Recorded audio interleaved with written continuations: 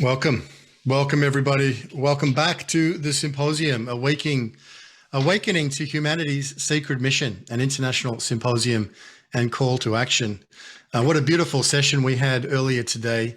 And absolutely amazing that this is an international symposium. We went through and saw there were 86 countries represented in the people that have registered for this global event. So delighted that the first session was so powerful, Irvin Laszlo and the other speakers. And if you didn't get a chance to catch it, look out for the links of that coming to you very soon. But we're going to start with a recap, a synthesis of what happened back in session one. Again, my name is Ben Bowler from Unity Earth. On behalf of all of the partner organizations, we welcome you to this second session of this symposium. And I'm delighted to introduce now one of the key leaders really in the collaboration that's brought all this together, Dr. Julie Krull from Good of the Whole and the Connection Field, a partner, a sponsor, also the Coherence Council. So many gifts, Julie, that you have brought to all of us through this symposium. So it's delightful to begin today with a synthesis of what happened back in session one just a few hours ago. Thank you, Ben. Let's use this synthesis as a little coherence practice ourselves. I encourage everyone to just take a couple conscious, heart-filled breaths as we go on a little journey of synthesis. I've just taken threads. We're pulling a golden thread from each session all the way through. And I've taken little snippets of the voice of all of these leaders, these visionaries that showed up this morning, and also some of the voices in the room from our community. So sit back, take a few conscious breaths, and we begin with the big breath and the golden thread. We've come together to weave our golden threads in sacred mission through a unitive tapestry of love and consciousness. The ongoing big breath continues to breathe through us. Pause. Look inside towards stillness. In our shared intention to waken our sacred mission, we begin within, with the heart that knows, the heart that deeply feels. Humanity's sacred mission is all about love and consciousness, says Irvin Laszlo. There's a coherent evolutionary process, and the process is us. And the process created us and continues to create us. This is a dance. We are in a dance with the universe through nature, the biosphere, and all living things. We're in a dance with the planets and beyond. This is the dance of coherence. Consciousness is growing and emerging in the universe, and we are growing, evolving. Rest in the awareness of unity, harmony, and coherence. We've entered the dawning unitive age, a time of unitive consciousness in action. Our work in the world is wholeness in motion. We're living within an unfolding and enfolding process.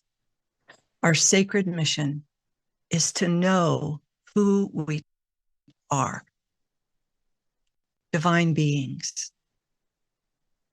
May the love and consciousness of Source be expressed through us. We're feeling an evolutionary impulse, a pressure. We're sensing something, and it's driving us deeper within. We're sensing an expansion of who we are. Let us create the conditions for the expansion to occur. We must go deeper within to integrate and create the conditions for something new to emerge, something brand new. Slow down.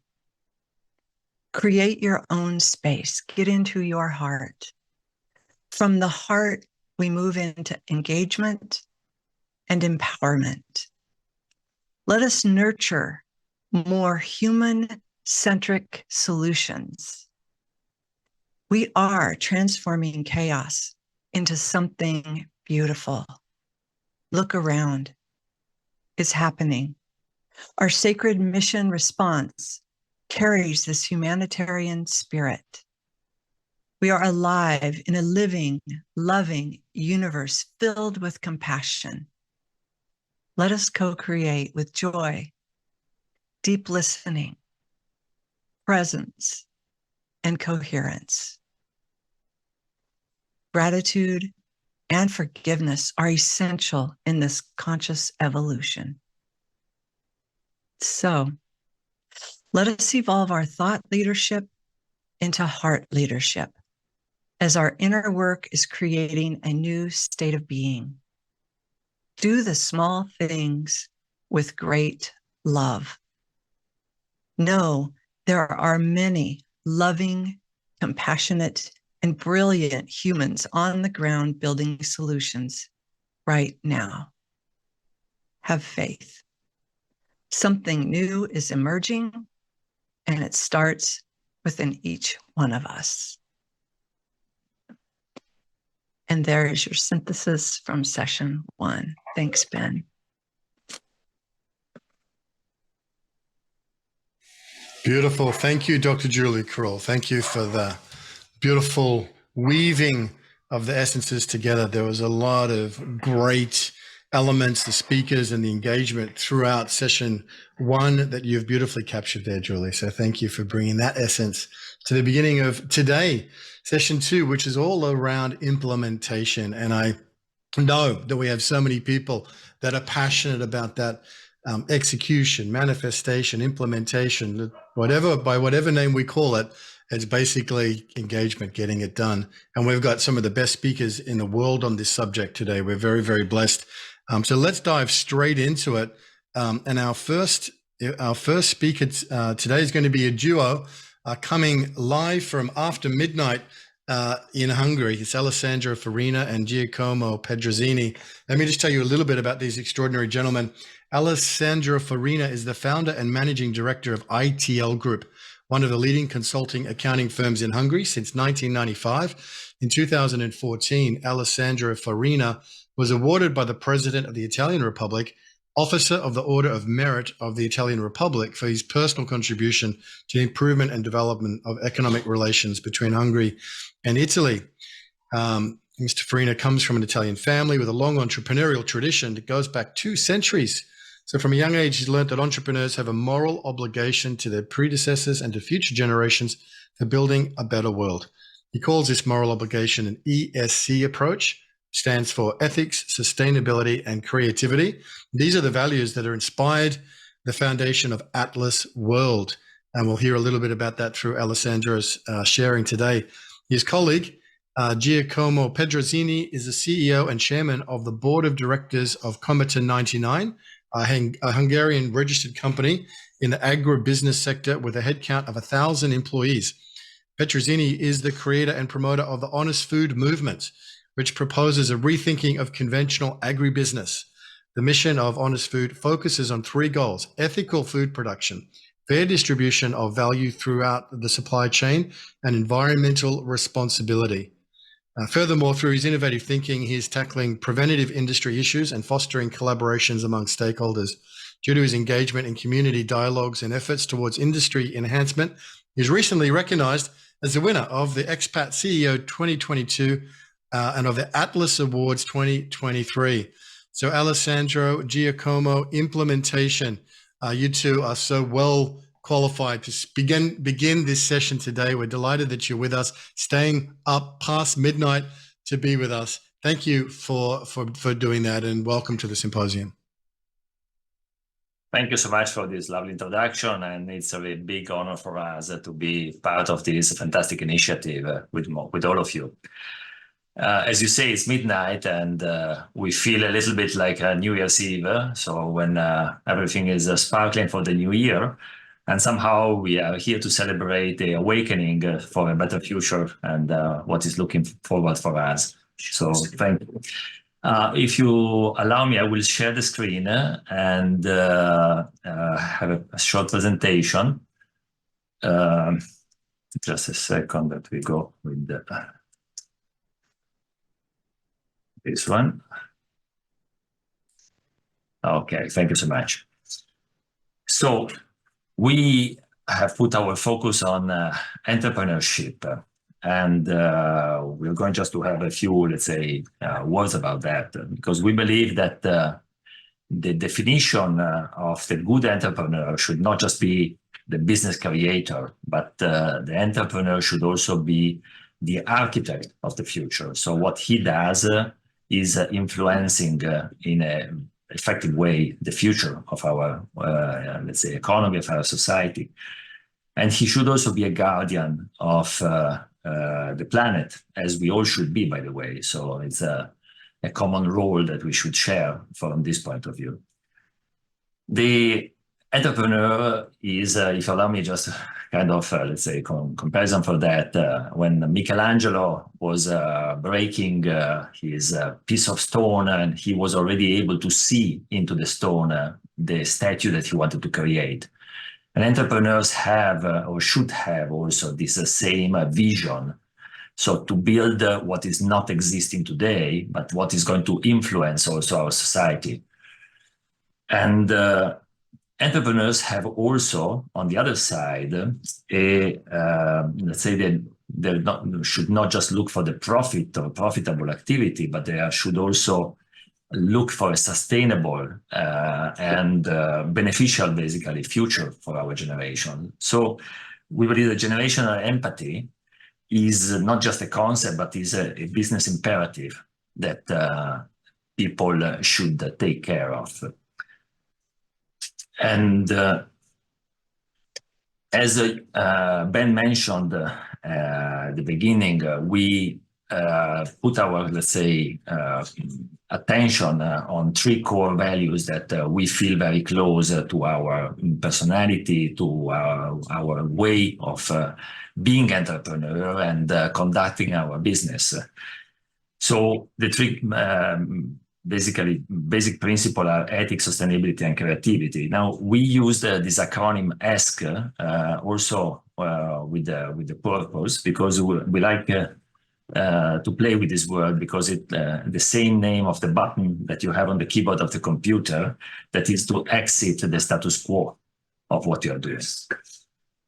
And we mentioned the Atlas Award. The Atlas Award is one of the initiatives of the Atlas World that we gave live a few years ago.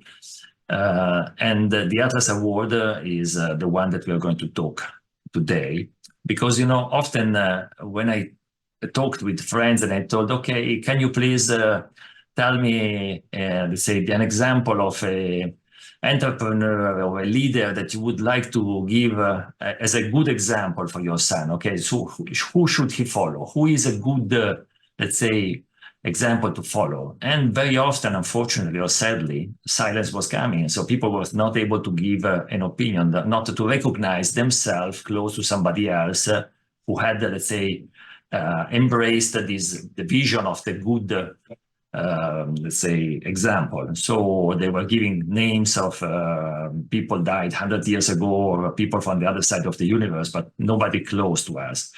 So because of that, a few years ago, we gave life to this award with the intention to reward entrepreneurs who are embracing this vision, this, let's say, these values. And so this award has become a stage on which we can show and, let's say, inspire people by choosing every year a visionary or somebody who did a strong impact for the society. Here you see the, let's say, the Atlas Award statue that is an opera created by a well-known Italian artist, Marco Veronese. And you see the photo of Lyashuk Dimitri, who was the winner in 2022, who is an entrepreneur, independent filmmaker, environmental activist, a fantastic person. You can find his movie even on Netflix already about it. And in 2023, we had the pleasure and the honor to have also Erwin Laszlo as our speaker. He was delivering a fantastic speech about the role of the entrepreneur in the modern society. So we had a really fantastic time together on that. And in 2023, as mentioned even before, Giacomo Pedranzini was the winner for the Atlas Award. After we have quite a large jury with the professors and several good team basically deciding the winners. And I think that now I will hand over my chair to Giacomo, who will enlighten you with why Giacomo and what is his story about it. Giacomo, the floor is yours. Thank you, Alessandro. Good day, everybody. I'm happy and honored to be here with you. I will talk to you about food production. There is just a good reminder from Hippocrates about the importance of food as something that can help us to stay healthy in our lives, to keep our body healthy. So I'm the son of a farmer, and from my childhood and from my youth, we were dealing with animal breeding and later on with food production. For the last 30 years, I am leading Cometa, a food processing company, especially a meat processing company operating in Hungary. As you can see, in the middle of Europe, in the heart of the Carpathian basins.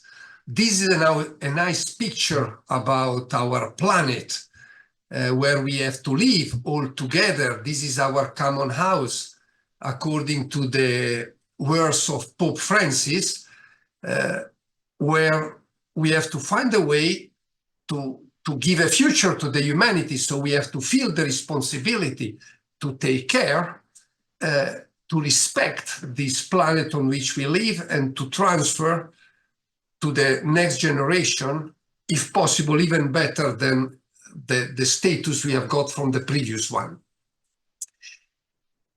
Food production, it is the activity that is naturally related to the human being. I would say that is the most important human activity, because without food, we cannot survive. And of course, to produce food, we have to make good use of our earth, of our planet. Food production can have a very positive impact on the planet if it is properly done, but at the same time, it can have a negative impact if it is not done in the proper way. We should consider and remember that for many, many long centuries, humanity was struggling to have enough food. Till more or less half of the previous century, we were still struggling. We were still dying because of hunger or famine. Then suddenly, in the last 60 years, human development, human progress, technological development made for majority of humanity food easily available, even in bigger quantities that we really need. So food became a very simple commodity, a very cheap commodity. When I say about cheap commodity, please consider that very often it happens that we pay pet food more than what we pay for our food. But we should not forget the importance of having good and healthy foods. We should not forget that foods is nurturing the perfect machine, as Leonardo da Vinci was considering what the human body, was calling the human body. So we should fight to give back the right position and the right value to food. Unfortunately, in the last 60 years, going for mass production, we focus a lot on volumes in order to have cheap price, in order to have cheaper and cheaper foods. And the results we reach are the following you can see on the screen. In some case, excess of pollution, like you see on the Po Valley in Italy, or in these days, in many European countries, farmers protesting because the price that we pay for the food they produce is not enough. So this is the results we came, focusing on volume production for cheap price. And leading the company I'm responsible for, already 10 years ago, I realized that this is not the way for the future, that we have to change our focus. And that's the way, and that's the reason why I developed this concept of honest food. What is honest food? Honest food is proposing to reconsider the production model, to find a middle way in between the conventional industrial food production and the organic production. Both of them, they are a bit of two extremes. So let's find a good way in the middle based on common sense and good balance. And there are mainly three main goals for honest food. The first, very important, we have to put on family tables tasty, healthy, and affordable foods. We have to enjoy when we eat, but we have also to get convinced that we are eating healthy and something that is good for our body. And last but not least, food has to be good, food has to be affordable. It cannot be a luxury only for the wealthy people. It should be, if possible, for all, or at least the big majority of the population. Second, very important, we have to fight to redistribute in a more fair way the value through the production chain. This protest we see today in Europe is because in the last 20, 30 years, especially farmers and breeders were paying the price of this very cheap food. They were not able to survive in many cases out of their activity, and many territories in the disadvantaged area were abandoned. So that's the point, to rebalance the distribution and to give the possibility to farmers to go on with their activity and to maintain our territory. This is also the social function of agriculture and of farming. And once more, last but not least, if we can reach this first two goals, healthy and affordable foods, in a good environment, we will turn to have an healthier society, on a healthier planet, and so it will be a benefit for all of us. To close my part and to indicate something, we always tend to expect changes from someone else. So what is the call to action from each of us? We should not forget that the change should start from each of us, that the world, the planet on which we are living today, is the results of our decision in terms of food consumption in the previous year. So the world we will live in the future, it will be the results of what we decide to eat from now on. So let's be responsible, let's be careful, let's choose the right food, the right production model. We are guaranteeing a future for our society. I thank all of you for your attention, and I give back the floor to Alessandro for a short closing remarks. Thank you very much. Thank you. We hand over back the word. Thank you so much. Ben, I give you the floor. Wonderful, amazing. Thank you so much. Thank you so much, Giacomo and Alessandro, for that brilliant presentation. We're so grateful to have you gentlemen who have really executed and implemented so much as business leaders in Hungary and Europe, and what you've done. And this issue of food security may well be, or food production, healthy food production, may be one of the most powerful issues of our time. Some of us were in Dubai in December for COP28 discussions, and this issue around food supply is a pressing one for all of humanity in every continent and every country. So thank you for bringing it to our symposium today, and for bringing the power of business and the power of entrepreneurship when it's aligned to ethics and to a higher intention of leaving a legacy and making the world a better place. As powerful as that is, really the great fire of business and entrepreneurship can be something which, like any fire, can destroy if it's a master, or it can serve greatly when it's a servant. So we appreciate you gentlemen sharing so deeply. Giacomo and Alessandro, thank you for staying up past midnight to come and share those messages with us. We very much appreciate that. My pleasure. Thank you. Implementation at scale is what's required. So we take lessons and learn the great optimism of what is possible when we come together and align. So our next speaker is someone who has also dedicated her life to the soul of money and the spirit of money and how it can be a force for good in people's lives.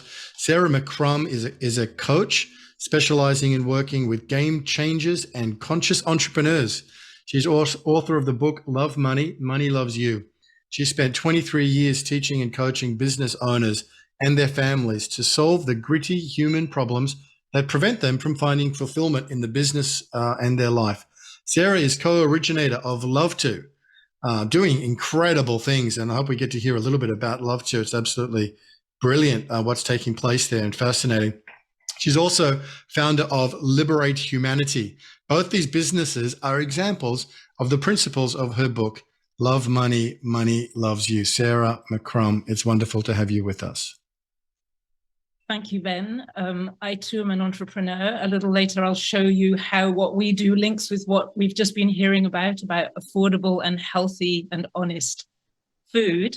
To start off with, I'd like to play a recording, which is really an artistic expression of how we could express our sacred mission as human beings, and also leading into my sacred mission. And what I'd like you to do as you listen to this recording, rather than just listening to it, is ask yourself as you listen, how do we put this into business?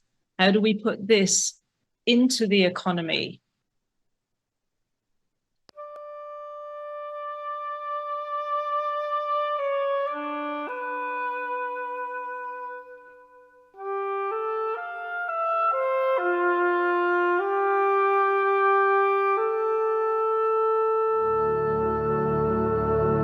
We are the breath Just of looking life. to hear some music starting very soon.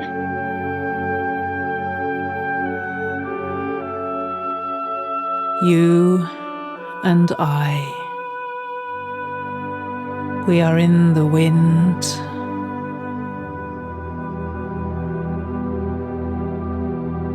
We are in the trees.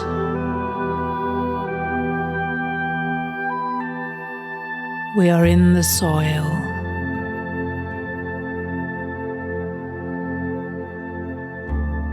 We are in the rivers and the lakes and the seas.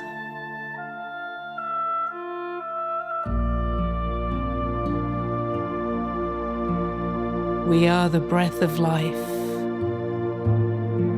you and I. We move together through space, through the stars,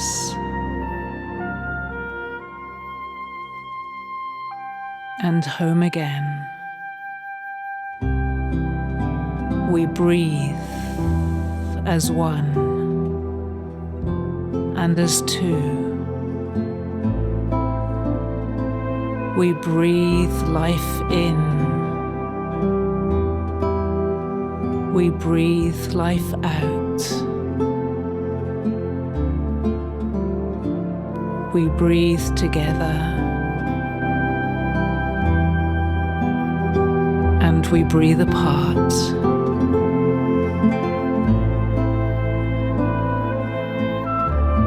We breathe life for each other.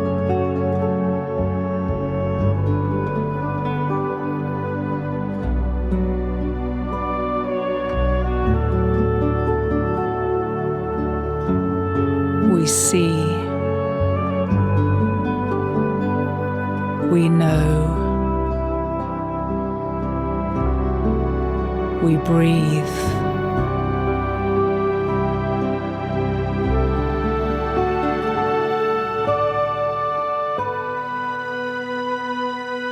We are the breath of life.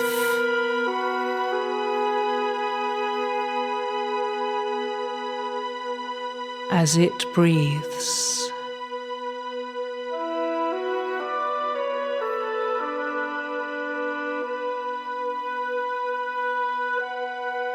So we breathe.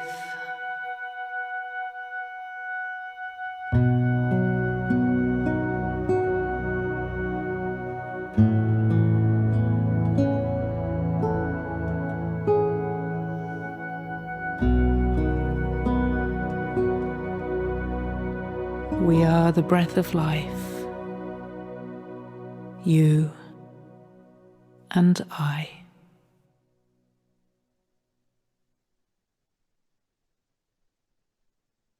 The music was composed by Gary Malkin, and the art is called Singing Life into Being by Nico Dujmovic. So I could summarize my sacred mission as uniting the spiritual and the material. I found that if things get too spiritual, we get disconnected from our life. And if we get too material, our life begins to feel empty and purposeless. And so it's when we unite the two together, which is the enormous challenge of being human, that we actually get to live a fulfilled and very alive life, and also often a challenging life. I've chosen to do that in business, and especially around the topic of money. Money is really the essence of material. It represents material without being any kind of material.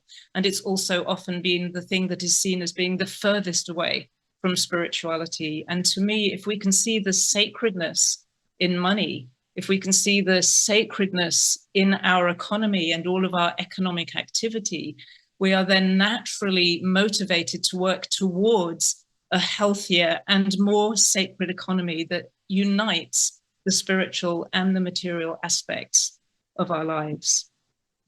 I see the possibility through the businesses that I'm involved with of building an economy that is fundamentally about investing in well-being and wealth. It is creating more well-being for all participants in life, all of what we affect on this planet. And it is building wealth, a genuine, true wealth that enables more well-being. And there is immediately a virtuous cycle. More well-being creates more desire to work and contribute, which creates more wealth, which creates more well-being when the economy is aligned in the right way. So how do we do that in an economy where currently a dead tree is more valuable than a living tree? I have a friend who has a piece of land with trees on it. His father wants him to sell them, and he wants to keep them. And how does he make that economically viable? Extracted minerals are way more valuable than living ecosystems who produce those minerals in the first place. And currently, death and sickness and destruction are big economic drivers. Health, we tend to take care of for ourselves at a much smaller level. It's easier to be, it's easy, you get more money invested if you're sick than if you do to be healthy. So we fundamentally have what we can call a death-focused economy rather than a life economy. So we looked at how we can change that. Love2 is a group of companies that have come together around this mission to change the way that we value things so that we can actually value what is truly valuable to us as human beings. Because we can say we value nature, but if we don't put our money into it, we don't value it, actually. Money is one of the primary ways that we express value, along with our time, along with the other things that we can invest. And what we found is that there was no business model for doing it. The capital is over here, all the money. The farmers and the land managers are all over here doing their thing, the regenerative ones doing it beautifully, and there's no way for them to meet. because there are problems around scale. Farming is very unpredictable. There are droughts and all kinds of issues like that. And so investors don't really like to invest in farming unless they can control it. And to create a healthy food system, you can't have that level of control.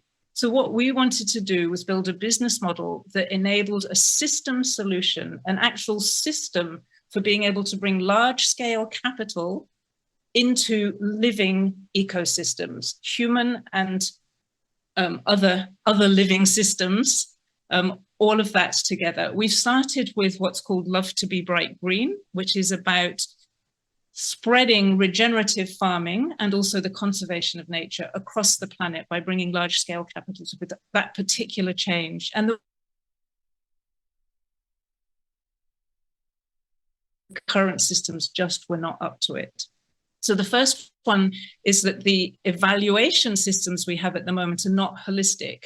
At very best, we measure carbon, which is one single measure. We don't look at the whole ecosystem. And very often people are trying to put a value on the price of a tree without any recognition of what that tree is doing and what it's supported by all around it. So we wanted to make a holistic evaluation system, which we succeeded in doing by looking at the work that human beings do to look after the environment. We know how to value people's work. We know how to measure improvements in the environment. And so we can actually value the work that human beings do and make that work rewarded and also have the dignity that it deserves, because they are not only providing food, but also fresh air, clean water, healthy soil, biodiversity, and all the other things that we rely on for life. The next thing we needed to do was turn ecological improvement into an asset, something that the financial markets could engage with at scale. And we're very lucky, because of the decentralized finance movement across the world, that we are now able to tokenize assets. In fact, many governments are moving towards tokenizing, so issuing digital tokens for all physical assets. So we now create digital tokens that represent real ecological improvement on the ground. They enable the ecology to stay in place, and they enable the money to move around the world. Those tokens are called bright greens for a very obvious reason. The third thing we needed to do was develop a regenerative business model, a model that actually doesn't end up forcing you into making decisions that are bad for the environment when you're trying to protect it. Most current business models, they're so strong on favoring shareholders that they don't allow businesses to make wise decisions. They make profit-only driven decisions. We've developed a model that is not a denial of profit. It brings profit together with regeneration. It enables a kind of self-balancing system where we're able to manage the risks that typically go with investment and reduce the risks, and at the same time balance the value and the price that people pay. So the value of shares, the value of the tokens, it's all rather complex, so I can't explain it, but it actually solves the problem of either the speculation that you see with a lot of tokenization these days, where values have no connection with real life, and it solves the problem of the traditional old-fashioned business models. So basically, we start as a business. We are currently Love to be Bright Green, a business. We have a product to sell, which is bright greens. And we have created a model that we can see can be embedded potentially all the way from, for example, in Hungary, the work that's being done there to recognize the work of farmers, all the way up to an economic model that enables an entire economy to value the living systems that it relies on, to make money out of that will drive the economy. And so we satisfy the investors and we satisfy the need for a healthy environment on our planet. So it has been very important for us to take action, and it is very important for you to take action, because it's together that we are the solution.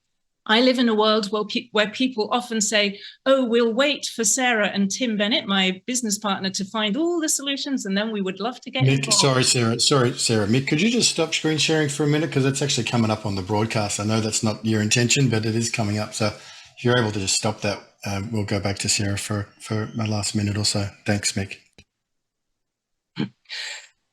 So, yes.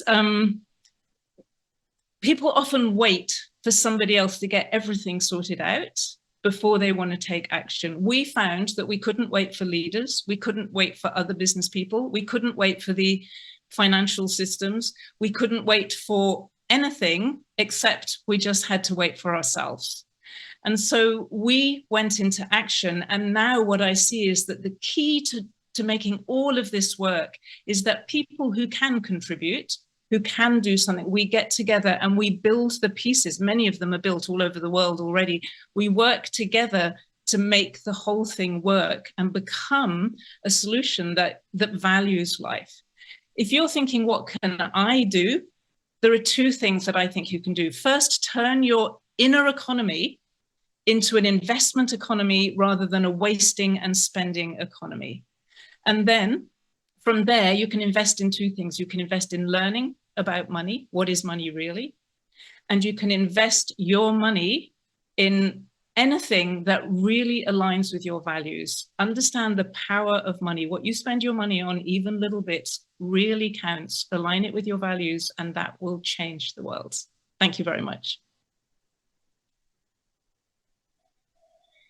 Beautiful. Thank you so much, Sarah McCrum. Thank you for that. Love to is an extraordinary example of doing implementation at scale. And it's great to see the synergy between the first couple of speakers there. I think it'd be great to connect with Giacomo and Alessandro, what you're doing. I know Sarah didn't have time to get to all of it, but there's a lot of Dutch agriculturalists which are really connecting strongly to this concept, and it'd be fascinating to broaden that into other European contexts. So thank you for that. Synergy is here with us, and really appreciate you, Sarah, being part of the symposium. Love your work. You're doing incredible things. Our next speaker is Mick Sheldrick, who is an Australian. He's actually coming to us live from the Australian Embassy. Love the background, Mick. That's a pretty flush looking background you got there at the Embassy in Washington, DC. I've been following Michael's career for a while now. Michael Sheldrick is a policy entrepreneur and a driving force behind the efforts of Global Citizen to end extreme poverty. As co-founder and chief policy impact and government affairs officer, he leads the organization's campaigns to mobilize support from governments, businesses, and foundations. He's the author of a brand new book, the upcoming Amazon bestseller, From Ideas to Impact, a playbook for influencing and implementing change in a divided world. It's going to be published in just a couple of months on April 9th, but we're going to be giving away 7 books today. So stay really tune into what Mick's saying, because there's going to be a quiz afterwards. With a career that spans the world of pop and policy, Michael has worked with an impressive roster of international artists such as Beyonce, Coldplay, Idris and Sabina Elba, Lady Gaga, Miley Cyrus, Priyanka Chopra, Rihanna, and Usher, as well as prominent political leaders, including Canadian Prime Minister Justin Trudeau, Barbados Prime Minister Mia Mottley, former UN Secretary General Ban Ki-moon, and former Australian Prime Ministers Julia Rudd and Kevin Rudd. Mick, it's great to have you with us. Thank you for making time to join the symposium. Congratulations on the book, and we're looking forward to hearing what you've got to share. From Ideas to Impact is the name of the book, and this is a perfect subject for us today as we focus on implementation. Mick Sheldrick. Well, thank you, and really thank you, Ben. Ben, I just want to make sure, how long have I got? Because I know you are. You got a good 8 to 10 minutes. You got a good 8 to 10 minutes as planned. So if you can do it in 8, that's great. Okay, no worries. Well, really appreciate you all. Really thank you all. I'm coming here from live Washington, DC, where we've just had a fantastic event here, actually on the same issue of implementation. And, you know, one of the things I've been saying around the world right now is Global Citizen released a report last year called the Global Solidarity Report. And what that showed is that in overwhelming majorities, people around the world, whether you're in America, Nigeria, India, or Australia, identify as global citizens. What we see by and large is people are ahead of where their leaders are. But what we see at the same time, while people are still willing to give democracy, the UN, and other key institutions the benefit of the doubt, what we also see is that people by and large also say that they don't see how the performance of these institutions are having an impact in their own lives. And so I believe we've got a window of opportunity where we can channel this momentum, this good faith, and actually overcome people's doubts and show performance, but it won't last forever. And so I call this crisis of implementation. And in my book, From Ideas to Impact, I outline 8 principles of what I call policy entrepreneurship. Policy entrepreneurship is the idea that you don't have to be a lobbyist in Washington, D.C. You don't have to be tied to a big institution, but you can be an everyday citizen who cares about these issues, and you can have a profound impact on the biggest policy challenges of our time. And I'm going to share with you just a few brief ideas of what we're discussing here. But firstly, very brief overview of why I wrote this book. You know, as Ben said, like Ben, I'm from Australia. And, you know, I remember growing up and, you know, going to bring this to analogy at high school. I wasn't great at sports, right? There was many, you know, when I was growing up, there were many great examples of, you know, sporting heroes, sporting legends that in Australia we idolized. And when we would do motivational talks at our school, we would usually get in one of these sporting heroes. You know, we would have an Olympic gold medalist, an Australian football rules legend come and speak to us, and it would be really inspiring. But if you were like me, you would be sat in the audience and you would be thinking, well, this is all well and good. You've already achieved your trophy. You've achieved your gold medal. But if you're like me, who can't kick a footy in the right direction, how would this make an impact? And I could imagine, you know, when we've had people reaching out saying, how can you make a difference in policy change? What we've built at Global Citizen is a platform of 11 million members around the world. We have an audience of over 100 million reach. We're in 150 countries. And I was like, you know, I didn't want the idea that in order to influence policy, which is fundamentally about people, you know, to give the idea or impression that you need to launch your own huge organization in order to do that. So the book is really a start, and it's a start of 8 principles. And I'm going to walk you through a few of them right now with some examples. And the first is what I always say is the power of knowing your goal. Now, knowing your goal, what I say is it's about having a SMART goal. It's about having a goal which is clear, it's concise, it's very, very visible in terms of how you can make an impact. One of my favorite examples of this is Prime Minister Mia Mottley of Barbados. This is a country which, you know, I think you would have to, in terms of its GDP, in terms of American cities, you would have to scroll all the way through America's top 300 cities until you got to Gettysburg, Pennsylvania, to find a city that's comparable with the size of Barbados economy. And yet the leader of this small nation of 300,000 people is having a profound impact on the global stage. And why is that? You know, Prime Minister Mottley is not the first leader of a small island nation to talk about the impacts of climate change. And yet the reason why her agenda has gotten so much traction on the global stage comes from the fact that last year at the UN, she told an audience, she said, simplicity gets us to the end. If we campaign on everything, we will lose. And what she's launched is this initiative called the Bridgetown Initiative. And the Bridgetown Initiative at its core asks the question, it said, okay, during the pandemic, wealthy nations, right, printed billions of dollars in money in order to stimulate their economy. And in America, for instance, America was able to give people paying mortgages basically the opportunity to defer payment on those mortgages, right, until after the pandemic had ended. They gave a break to students repaying their student loans. And there's evidence to suggest that's what kept the American economy afloat. And she said, well, for nations like hers on the front lines of the climate crisis, if you're in the Dominican Republic which, for instance, had its whole economy wiped away in a matter of days by a hurricane in 2017. Or if you're in Malawi, which last year through Cyclone Freddie literally saw the world's longest lived cyclone. Longest lived. It lasted 48 hours.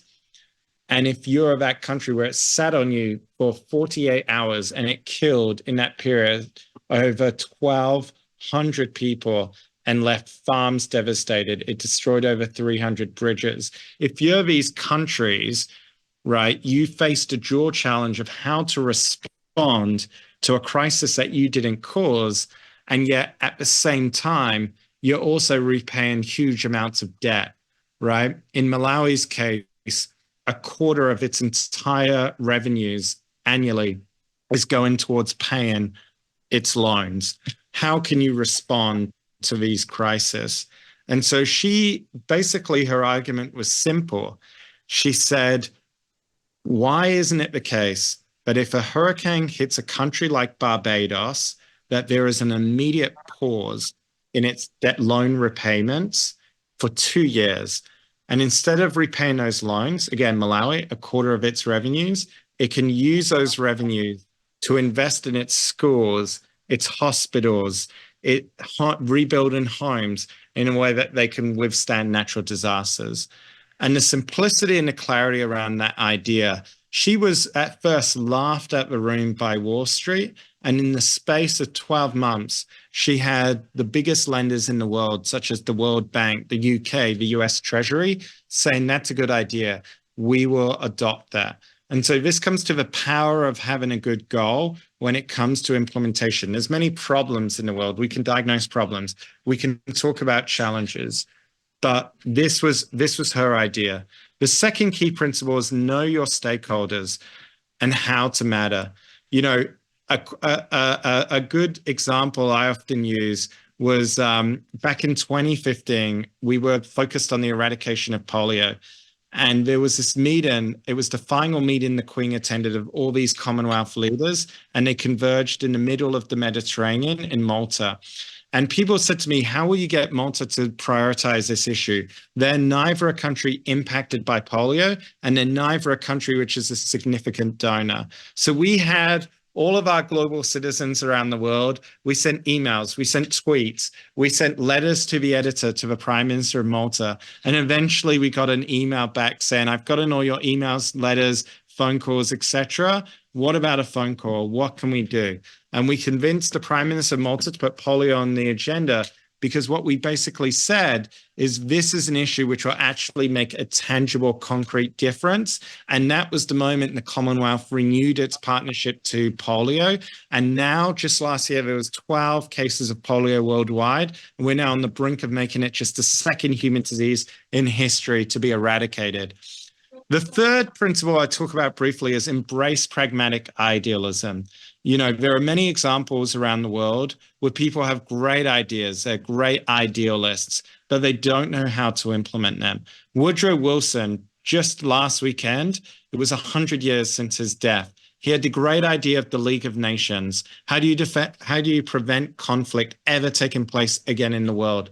And yet people assume that when he brought his idea back to America, that isolationists in the American Senate voted it down. But that wasn't the case. There was a chorus of the willing, actually willing to partner with Woodrow Wilson and say, we'll make some adjustments, but can you vote? And he said, no, it's my way or the highway. It's a cautionary tale. Again, to finish on this last story, Mia Motley, you know what she did? When we were in Paris, 19 days in office, the new president of the World Bank, she stood on stage. We had everyone from Billie Eilish to President Lula, 20,000 raving climate activists. And President R.J. Banger of the World Bank said, you know what, Mia, I'm going to make a commitment that I'm going to put in every new agreement from the World Bank, I'm going to put a clause in that if there's a natural disaster, there will be an automatic break in repayments. And for a country like Barbados, that's the equivalent of 15% of its economy, $700 million. And as she made this announcement, she thanked President Macron for hosting this extraordinary summit, right? And basically supporting her agenda. And President McCrum was not popular in Paris at the time. And they started booing and they said, Macron must resign. He must resign now. And Prime Minister Motley, who is a hero, a leader of the climate movement, was faced with this, fork in the road, if you like. And she turned around and she said, against all the booing, very intimidating, 20,000 people, she said, my friends, I hear you. But whether you like it or not, of all the world's wealthiest economies, the only one supporting and standing up for small island nations on the front lines is President Macron. You may not like that, but that's our reality. And I saw it, and suddenly the audience stopped booing, and there was a silence, and then they broke out in applause. And I think this idea of pragmatic idealism, how do you get things done in a divided era, often means engaging with people we don't like. And that comes to my final point, is communicate stories of success. The research, by and large, shows that when we have an example of impact in our own communities, when you make a difference, whether you get a response, one of the best things you can do is share that with your friends or family. Because in an era where people lack trust, they still trust their localized circuits. And one of the best ways to show that you can make a difference is to show that indeed we have already made a difference as well. And so this is at the core of this book, From Ideas to Impact. There's many examples around the world, and I want to finish with a brief survey. This is your chance to earn a copy for free, as Ben said, and it will also measure if you've been listening to this presentation. The first is, what is a policy entrepreneur? Can they be a professional lobbyist?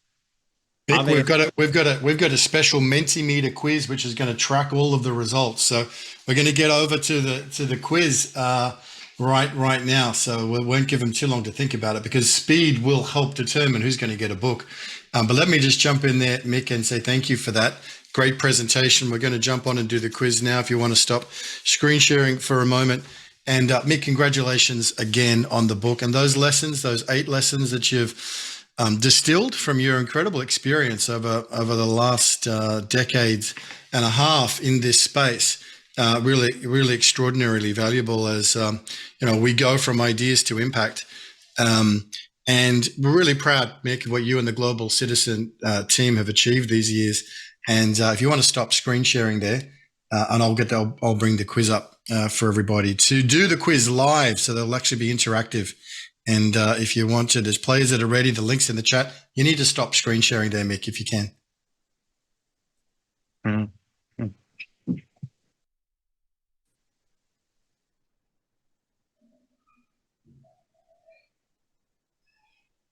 Thank you. Stay with us, Mick. We're going to do the quiz right now. So let's jump into it. Hopefully you're paying attention. There's a link here. You can open your phones and open the QR code. And when we've got people ready, this will only take a minute or so, but jump in there. The link is in the chat. So you can either get there that way, or you can open it on your phone through the QR code. You can see we've got 44 players ready to play. We'll give it another 30 seconds, 46, 47. So let's get, okay, 30 seconds. Well, they're all coming now. People want the book. They want the book. This is the healthy competitive nature. What we're going to do, guys, is there's 3 questions. And you're going to get points for the right answer, but you're also going to get points for speed. So the quicker you are. And then the top 7 winners are going to get, courtesy of this symposium, a copy of Mick's book. And so we'll just get the top 7, the 3 questions. If you can send that to irina@unity.earth, we'll put that in the chat. But are you ready? Ready, set, let's go with the first question. Let's go. We got 87 players ready to play. Let's go. Answer fast to get more points. Are you ready for this one? Policy entrepreneur can be, look at your device, it's going to be a professional lobbyist, an activist, an everyday citizen, or all of the above. So those answers are coming in. You've got 6 more seconds to answer that one.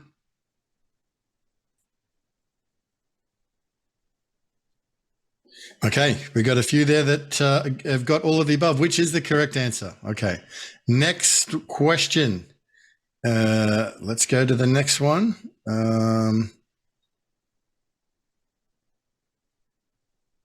Question 2 of 3.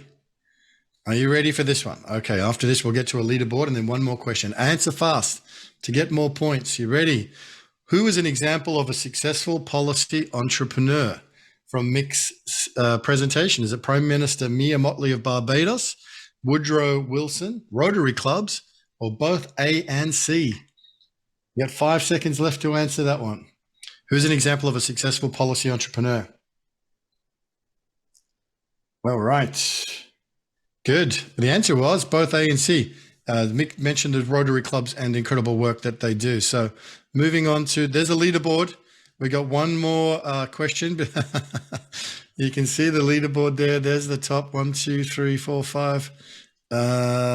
Reverend Jeffrey up the top, followed by Eddie, Dr. Centipede, Nancy, Joanne, Snuggles. But there's one more question. Our very own Rebecca Suzik is in there, as well as Sylvia and Jackie. Well done if you're on the leaderboard. Let's get to the last question. You ready? Let's go. Third and final question. Ready to go. 82 players ready to go. Let's go. Answer fast to get more points, and this will determine the top 7. What are 3 principles of policy entrepreneurship? Okay, the 3 principles. Know your policy goal. Embrace pragmatic idealism. Communicate stories of success, or all of the above. What are your answers to 3 principles of policy entrepreneurship? Time is up. Most of you got the correct answer. Of course, it's all of the above. So let's go to the leaderboard and let's see the leaderboard from Ideas to Impact. That's calculating the judges. All right, there it is. So Eddie, let's just confirm that. There's a few changes, late changes. Eddie, Dr. Centipede, Joanna, Nada Travisa, Snuggles, Rebecca Suzik, Sylvia, and Yanni Maniatis. 1, 2, 3, 4, 5, 6, 7. Ben, I do want to jump in because I just want to give a big apologies to all those who said Mia and not Rotary, because in the interest of time, I cut a final story on the Rotary Club. So my apologies on there, but if you put Mia, you were 100% that she was a policy entrepreneur and Rotary as well. So just want Beautiful, Mick. Well, thanks for that. So everybody who's there, so Eddie, Nancy, Dr. Centipede, Joanna, Nada, Snuggles, and Rebecca Suzik, I think that's the top 7. Please email irina@unity.earth, and that'll obviously be in the chat. And we will get you, courtesy of this symposium and the many partners and sponsors, advanced copies of Mick Sheldrick's brand new book, From Ideas to Impact. Mick, that was fun and really uplifting education. You're doing incredible work in not an easy context. The bureaucratic policy making, I mean, that takes a long commitment, a long-term vision, a long-term policy. I'm sure there are many disappointments and challenges along the way. Maybe one day we'll have a longer conversation with you about your journey, because I think it's fascinating. Looking forward to reading the book. And there's 200 plus people there in the audience and also streaming out online. They're really engaged by what you shared today, Mick. So thanks for being with us, and all the best with the launch. Well, thank you to everyone. Thank you, Ben. And I'll leave you with one final quote from my hero, Eleanor Roosevelt. The best way to begin is to begin. And I hope this has given you a small start. My apologies again for skipping a story. Thank you, Ben. This has been fantastic, and looking forward to partnering with you and maybe joining the Q&A later. Thank you. Good on you, Mick. Thank you so much. Very good. Very inspiring. Great to see such grounded, practical wisdom being applied in a pragmatic way. I love that idea of pragmatic idealism. There's a lot for us to take from there. All right. Moving right along on this day of implementation, we're now going to go to our next speaker, which is Adam C. Hall. Dear friend and brother, Adam Hall is an author of 4 books, including the best-selling book, The Earthkeeper, Undeveloping the Future. He is a serial entrepreneur, land conservationist, and teacher. Adam is also the co-founder and managing partner of Soul Guide, a digital platform that delivers on demand access to the great wisdom, teachings, teachers, and educational platforms. Adam C. Hall, brother, it's great to have you in this symposium? Well, it's great to be here with you, Ben, and it's an honor to be part of this really important conversation around our sacred mission and really the implementation of new models for this new paradigm, for this new earth. And I think by any measure, we are living in an extraordinary time in human history. Humanity has faced nearly every type of challenge, but really none like what we're facing now. And we truly reached a new epoch, a turning, so to speak, a turning from the past, being pushed by fate, but a turning to the future where we're pulled by our destiny. And we know that the Piscean age has ended. The Aquarian age begins. Pluto, planet of death and rebirth, has just entered Aquarius and will remain there for the next 15 years. And I think one of the key questions that we must ask ourselves is, will we choose to let the past guide us, or will we co-create the future we dream? And I do believe it's time to pick up our collective torches and bring them together. And just like you're doing at Unity Earth and Holo Movement and Good for the Whole and so many great organizations. So I'm excited to be part of that. But I think what I'm sensing is that we're setting a new course. And this new course is guided by our sacred mission. And just what is our sacred mission? In the broadest sense, it's about serving humanity, of course, and by creating a better world for our children's children. I want to take you back to just a personal moment in my history as I was searching for purpose, for mission, listening deeply. And perhaps this will help you find your sacred mission, if that's the question that you're asking. And I'll tell you just a little secret on the outset of this. And it's not about finding your sacred mission, what I discovered. It's about your mission finding you. And the year was 2012. Many were talking about the end of the world. Some of you may remember that time. It was the end of the Mayan calendar. And in their cosmology, it was the end of times. But they knew it was not the end. They knew it was the beginning. The birthing of a new world was at hand. And many of us believe that that's coming around 2025. And these ancient shamans lived in a transcendent state of being, and they were the original biologists, the quantum physics, the architects, the masters, navigators of the cosmos. They had one sacred mission. Get a load of this, to get out of this lifetime alive while they were alive. And they endeavored to step into infinity, to be freed of their past traumas and genetics. And in order to do that, they must live in Aini. And that's the term we use for right relationship with the Pachamama, our Mother Earth, and to serve humanity. So in service, in a relationship with the Mother, we can guide ourselves to this sacred mission, your sacred mission, our collective sacred mission. And to find answers when they face these great epochs in history, in their history, they were guided by what is known as the Andean Sacred Cross. And I was curious, what did they know? They know that we must know right now. And to find out, I decided to go on a vision quest into the wilds of the Sonora Desert of Mexico to get some insight and find some answers. And I'll never forget sleeping under the great expanse of the heavens on a moonless night, like tonight on our planet. We have a new moon.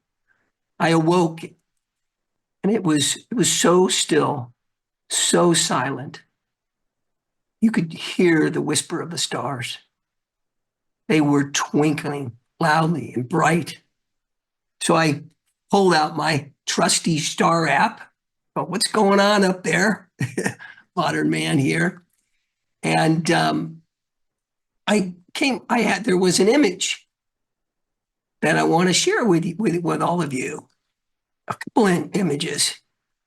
Here's the first one. And this was the first image that I saw, and it was the shamans. Hold on a second. Let me get back to the right page there. Hold on. Is the compass up there? Come on, Ben. It was when you were sharing. Yeah, the compass was up there. I could see that. Yeah. Okay, hold on a second. Let me just make sure. I got a couple here I want to share with you. So they were this is what the shamans referred to as the ancient shamans' compass, the Skywalker's compass. And in that Skywalker's compass, they would navigate the next part of their journey. And it was what Irvin talks about a lot, about being connected to that Akashic field and knowing that connection as one. We're one and the same with the Akashic field. And then the next night, I put my compass out again, and here was Virgo in Venus, of all things. And I was greatly comforted by this moment until I heard a voice. And that voice said, "This is not the end of times. It's only the beginning.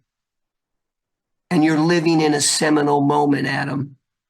And soon humanity will face the greatest challenge it has ever known." And that voice continued, paraphrasing here the best I can, because it said humanity will soon face this great challenge. And it's a challenge to its divine essence, and could face extinction if it's not paying attention. Well, I begin to pay attention, because it said that this was coming with the advent of advanced machines. So that left me a real pause out there in that vision quest for the desert. And I took one more look into the sky, and it was the ship that was navigating the future. And here we are as navigators of our time, are we not? We are navigating this next part of the seas to find our way forward, to share in our sacred mission. So fast forwarding further, I wanted to bring forth a little bit about what we are doing at this time in 2023. And I want to share with you that it wasn't about running from the future and our destiny. It wasn't about fearing what's possible or what may come. It was about, what do we do with it? And how can we embrace it? And what can we do to share that and be in service? So in 2023, March 23, Tim, Noah, and I founded a company called Soul Guide. And this is our shared mission to serve humanity. It's a real-time, free digital app that delivers 24/7 free access to the greatest wisdom teachings known to humankind. And in addition, it brings forth modern teachers, science, and educational platforms to help humanity literally quantum leap into this sacred mission. And I'll share that with you here, and because I think it'd be great to just for everybody to know what this is in real time.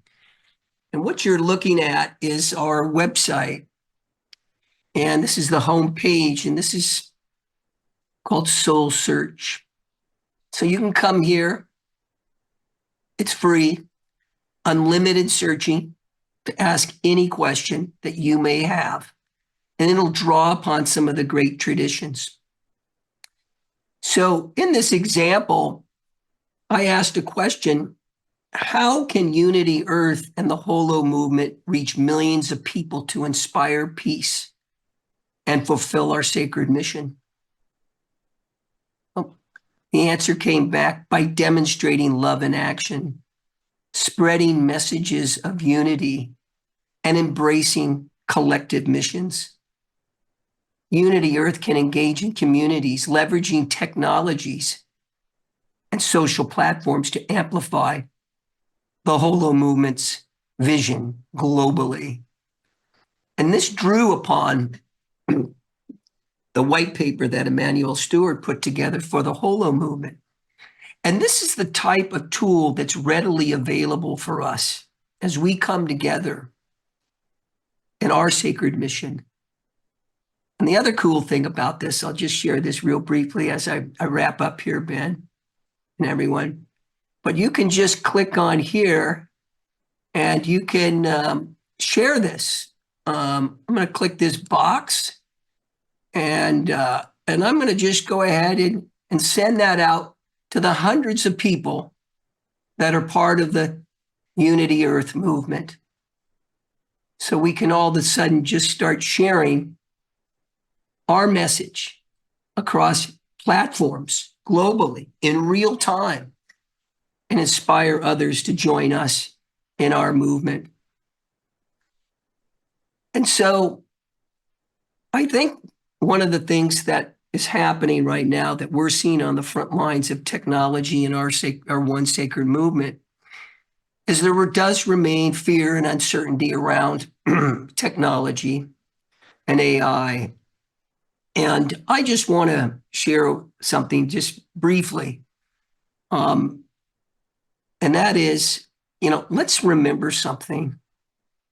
We don't need to be part of the machine revolution, but we can make machines become part of our revolution.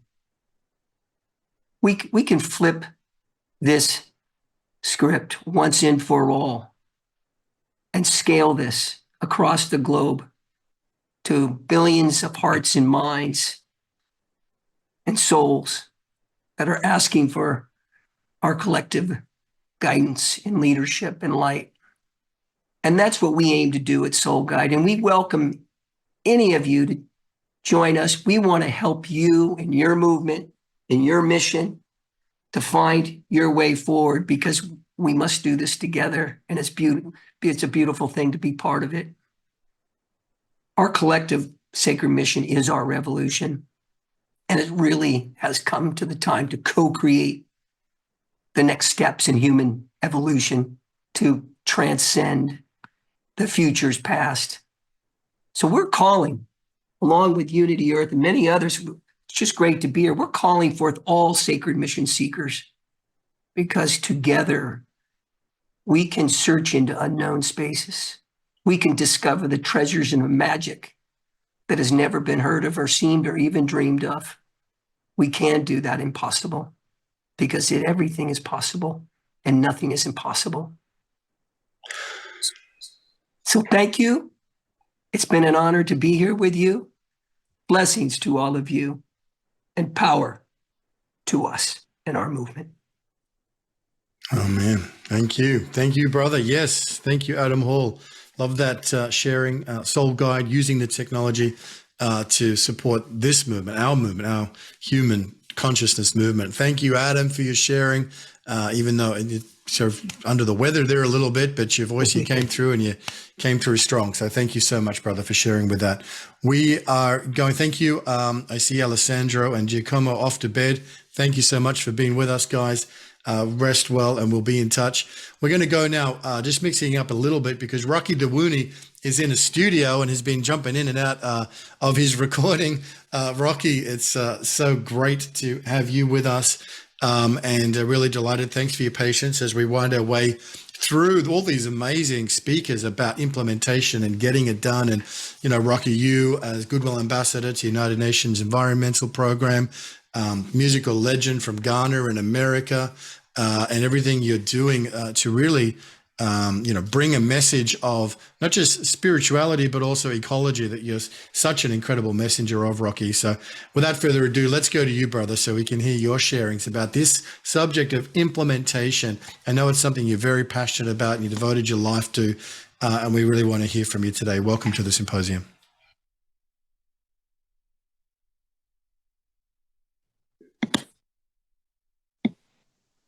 Thank you. Thank you very much. It's a great honor to speak to you all. And for me, as a musician, one of the most important aspects of what I do is the bearer of the message, the carrier of the message, the inspirer of the message, and also the one that creates the space to inspire that collective action to implement the message. So blessings and love to all of you gathered here today to share in this idea of oneness and elevate each other in our collective intentions to find the righteous and true direction of our spiritual and moral compass, to serve as a guide for us all at the dawn of this crossroads in human history, and also to point us towards the highest place on the mountaintop. It is important to acknowledge that our convergence is not coincidental, as we are all the living ones in a time when decisions which could as well define the fate of our species and our legacy as custodians of this beautiful planet we all call home are made in various shapes and ways, with implications that could impact our continued existence on this planet. But in light of all of this, it is clear indication that the wheels of destiny have entrusted each of us with pieces of that solution for these times, regardless of the seemingly overwhelming chaos, confusion, disconnection, and disruption that is happening all around us. We might be the ones we've been waiting for, but we must each answer the call for us to rise above the comforts of our established cliques and become real intentions in the consciousness of God, so that our sentient universe can heal itself, so that restoring humanity, peace, and collective security for all becomes a guiding path for all of us. Our religions and indigenous traditions have all stressed our interconnectedness. And it is only through a deeper understanding of this reality and putting it into action that we can ignite that consciousness in a way that will align with the destiny of our universe, and then ultimately reveal the true architecture of our next stage of evolution. The current state of our world, as we all can see, is one that we can all agree on, that is a fall from grace. We have become a species that is driven by our own self-interest, national interest, economic interest, political interest, all while sacrificing the promise of a world of harmony and goodness into one that is filled with competition, exploitation, greed, dishonesty, and animosity. It is a situation that leaves no winners but a collective state of mass depravity. We are all mute to the flagrant suppression of the voices of the voiceless, including myself. In this sacred duty, we must all ask ourselves the big question: who are we? We're all children of the Most High. It does not matter from what race, country, ethnicity, social class that you may belong. We must all come into the conscious knowledge that we are the chosen out of many. Right from conception in the womb, because we are each a manifestation of many possibilities. We are the ones that receive the gift of sentient life. This in itself shows the special nature of who we are and our mission as individuals and our responsibility to each other. We are each a blessing who are all partaking in this miracle of natural selection into a family of new humanity. This also is a testament to our connection to all nature and every aspect of the natural world that we are born into. We are nature. This connection is fundamental to maintaining and reestablishing balance and harmony. When we fall out of balance with nature, it is a source of disconnection, isolation, and alienation. As they say, knowledge of self is knowledge of God. We must amplify the energy of this awareness in order to restore global harmony. Our Earth, which is our birthright, and as a UN Goodwill Ambassador for the environment, this is a place that of great interest for me to share.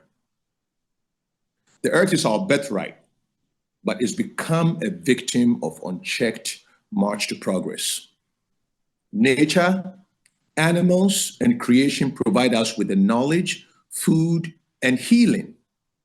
No one can explain to you how a walk in the park can make you feel. No one can explain to you how having a pet can deepen a sense of awareness of other creatures and our connection. Plants and herbs heal us. The winds blowing through the trees can ignite cosmic inspirations and creativity to show us our intricate interdependence and relation to the natural order of things. Today, many species are extinct through our actions. The oceans are polluted through our actions. We rise against each other as this alienation and imbalance manifests in our everyday life.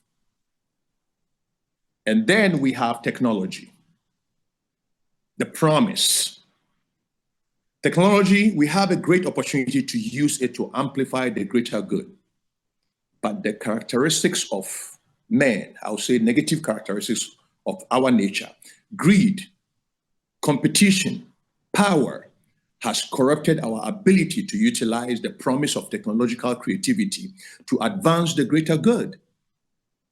Technology has become a tool for exploitation, wars, and so much more. It is also dangerous, slippery slope, which can amplify both positive and negative power. A choice which depends on the collective intention. We have all been warned of the dangers, but now that we have the tool in our hand, it has become a runaway train of competition as to who sacrifices the destiny of humanity for the rights of sentient machines that we have no control over. But we know that the solution comes from amplifying our true nature, and which is love for ourselves and love for each other. Love is our revolution and our call to action for me as a musician. Love of self, love of family, love of nature, love of life. This is the energy of God and the only force that is on the side of humanity. We must, through our actions each and every day, become true emissaries of this energy. Smile to all those you meet. Be compassionate. Spend time in nature away from the concrete environs of the city to find yourself. We are the ones we've been waiting for. So we have to stop waiting for someone else to help us find ourselves and find God. God bless us all. Thank you very much. From live in the studio in Los Angeles. Wonderful. Amazing. Rocky Dawuni, thank you, brother. Thank you. Thank you for being with us and making the time, Rocky, to share with us live from the studio in LA. Just real quick, what are you working on? I'm working on a show. I'm here. I mean, obviously, I don't live here. I came for the Grammys and then also the launch of the Bob Marley movie here. So the last few days have been very privilege to run into old friends like Stevie Wonder, Chris Blackwell, and everybody here. So it's been an intense kind of invigoration of conscious music, because Bob's music is everywhere here. It's been the conversation everywhere. So I decided to get into the studio whilst in the midst of all this hectic schedule to record a song that was originally produced by a mad professor from England for me.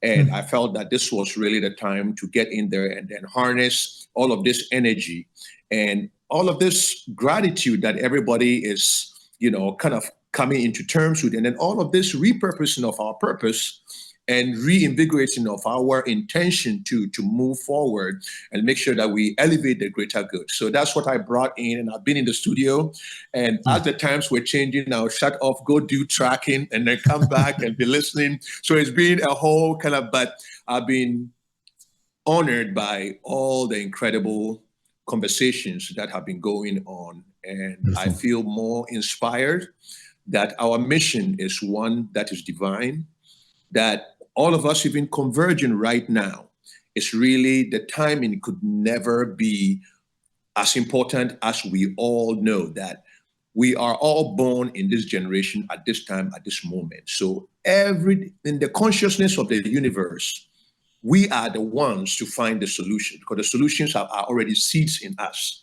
So we just have to believe, trust, submit, and then let it grow as a big tree for everyone that needs shade around the world, everyone that needs direction around the world, and really amplify this movement of compassion and peace and oneness. So thank you all for giving me the space to be a part of this conversation. Thank you, Brother Rocky. Thank you for being with us in your busy schedule, live from the studios in LA. Following a little bit earlier, we had Mick Sheldrick live from the Australian Embassy in Washington. This is implementation, getting it done out there on the streets and in the offices and in the rooms and in nature. And that's a good segue to our next speakers. But thank you so much, Brother Rocky, for being with us. Thank you very much. God bless you all. And a lot of people want to connect with you, and we'll make sure that we find ways to connect you up with what Rocky's doing. Implementation. Well, it's really fascinating to see the strong connection to nature through this session. It wasn't something that was immediately obvious until we started. And then we had, the beautiful projects coming out of Europe with food and food security and food production. And then, of course, Sarah McCrum's amazing work with the Love to Be Bright Green initiative and everything. And we're going to complete this Visionary Voices session just before we have a transition and all get into the engagement room, where it's going to be so much fun to come together, and we're going to have a beautiful session facilitated by Anna Marie Voorhoeve and Hasenna Patel from the Hague Center for Global Governance. But to close us out today, two extraordinary change makers, Tamsin Woolley-Barker. Dr. Tamsin is an evolutionary anthropologist known for her original research on primate social structure and evolution, and the author of Teaming: How Nature's Oldest Teams Adapt and Thrive. It's a big book. If you haven't come across it, go and get it. It's amazing, having a big impact. It's a definitive work on organizational biomimicry. Tamsin's efforts are focused on rehumanizing life and work for biocultural regeneration. Her company, Team Lab, provides education, consulting, and speaking in support of this aim. There's a long list of achievements that Tamsin's got. It's great to have you with us, Tamsin, joined by Harry Uvegi, a Columbia University-trained architect by trade. Harry founded his first design firm in 1978 and has designed and consulted internationally on high-end residential and commercial projects in his 40 years in the architecture and design field. He embarked on a new journey in 2022 with the creation of AspiraLink, a search engine for sustainable products and services. Upon a deeper reconnection to nature, Harry became a founding member of Biomimicry, New York City in 2012. In 2015, Harry Uvegi founded Brand Earth, a nature-inspired, purposeful business model to help exponentially scale innovative, nature-inspired solutions. He's currently engaged with bringing Brand Earth vision to the advertising industry. Can you imagine the impact that could have and beyond to create a more regenerative world? Well, Harry and Dr. Tamsin and Harry, it's so great to have you with us in this conversation on implementation in the symposium. Oh, thank you, Ben. It's such a pleasure to be here. Wow, it's like every speech is amazing, and it's great to feel things actually happening in the world. So I am really excited to be part of this implementation. And Harry and I, we've been on this journey together for a long time. We met through biomimicry, and Harry's been an incredible supporter, and I've just fallen in love with Brand Earth and his work. And so it's been something we never could have done on our own. And so it's just really fun to do it together and to share it together. Did you want to say something, Harry? You said it all. I mean, it's been a joy to be together on this, and teaming up through radical collaboration has been an eye-opener and a heart-opener to get us to this place, to be blessed to be here at this time to reveal what it is that we've been doing for all of us. And your work has been a keystone to all of this. And I'd love to hear your version of tonight, and then feedback from me, and for me then to present what Brand Earth is about. Perfect. We'll team up. All right. I have a little deck. I'll try to go through it quickly. Let's see. All right. Nature. I mean, it's just grabs our hearts how exquisitely shaped every living thing is to its place, to its role in life, and to one another. 95% of the plants on Earth are supported by these mycelial relationships underground. And we don't think about that, but 95% of the plants on Earth, that's everything that we eat, everything that we depend upon. And that's the way that life works. I call it teaming. It's creatures, organisms are becoming more and more distinct and specialized and good at what they do in very specific places. And at the same time, they're becoming more interdependent. So you see this amazing coral reef, and it's a coral animal and an algae, and they're making this incredibly productive ecosystem together. And that's the way that life works. And yet, creating conditions conducive to life is the foundation of biomimicry, but we're struggling with that. And so, we're animals too. Why can't we do this too? We are animals. Jane is a great influence on me. We're animals just like every other animal. We ought to be able to do this, right? Our ancestors did this. Peoples all over the world had such specialized knowledge for living in place and really emerged from their places with all the knowledge they needed to not only do well there, but to renew and enrich all those flows that they depended on. One of the projects that we've been working on is in Kauai, and it's incredible that they're restoring these ancient fish ponds and the entire Ahupua'a system, the watershed from mountain to sea, and how it feeds the people. And it's, it's really inspiring to the kids. They had a suicide problem a decade ago that's completely disappeared through this work. And the kids are there before the adults. They just can't wait to do the work. And it's something that's really exciting to see. And so you think, well, if we're animals like every other animal, but there's something different about us. There's something different. And as an evolutionary biologist, I think, well, we're not chimpanzees. We just think differently. And part of it is that, we depend on each other fundamentally. We have different roles. We take on different jobs. We help and share each other. 75% of the food that indigenous people catch or eat is caught by someone that's not in their immediate family. Chimpanzees don't do that. And even mothers, great ape mothers, they do all their own childcare. And we depend upon others for half of it globally. It's quite different. There's something very different about us. And so why is it then that we design our entire world like this? Why are we dealing with competing for grades and competing for salaries when we should be living as a village that we are, designed to do. So I've thought some about that. What is that? And Native Americans talk about Wediko, this kind of illness of the spirit, this cannibalistic, vampiric energy drain where you're just taking from others and other living things without giving back. And, that's a kind of a chimpanzee type of thing, working through dominance hierarchies and throwing your weight around. And so here we look today and we don't share purpose. We don't share commonalities. We don't have any structures for protecting our commonwealth or for even protecting each other. And so to me, the question for humanity is, how do we live with the forest in a way that enables the forest to keep evolving with us in it? I think that's a profound question that Indigenous peoples have known the answer to for, countless generations.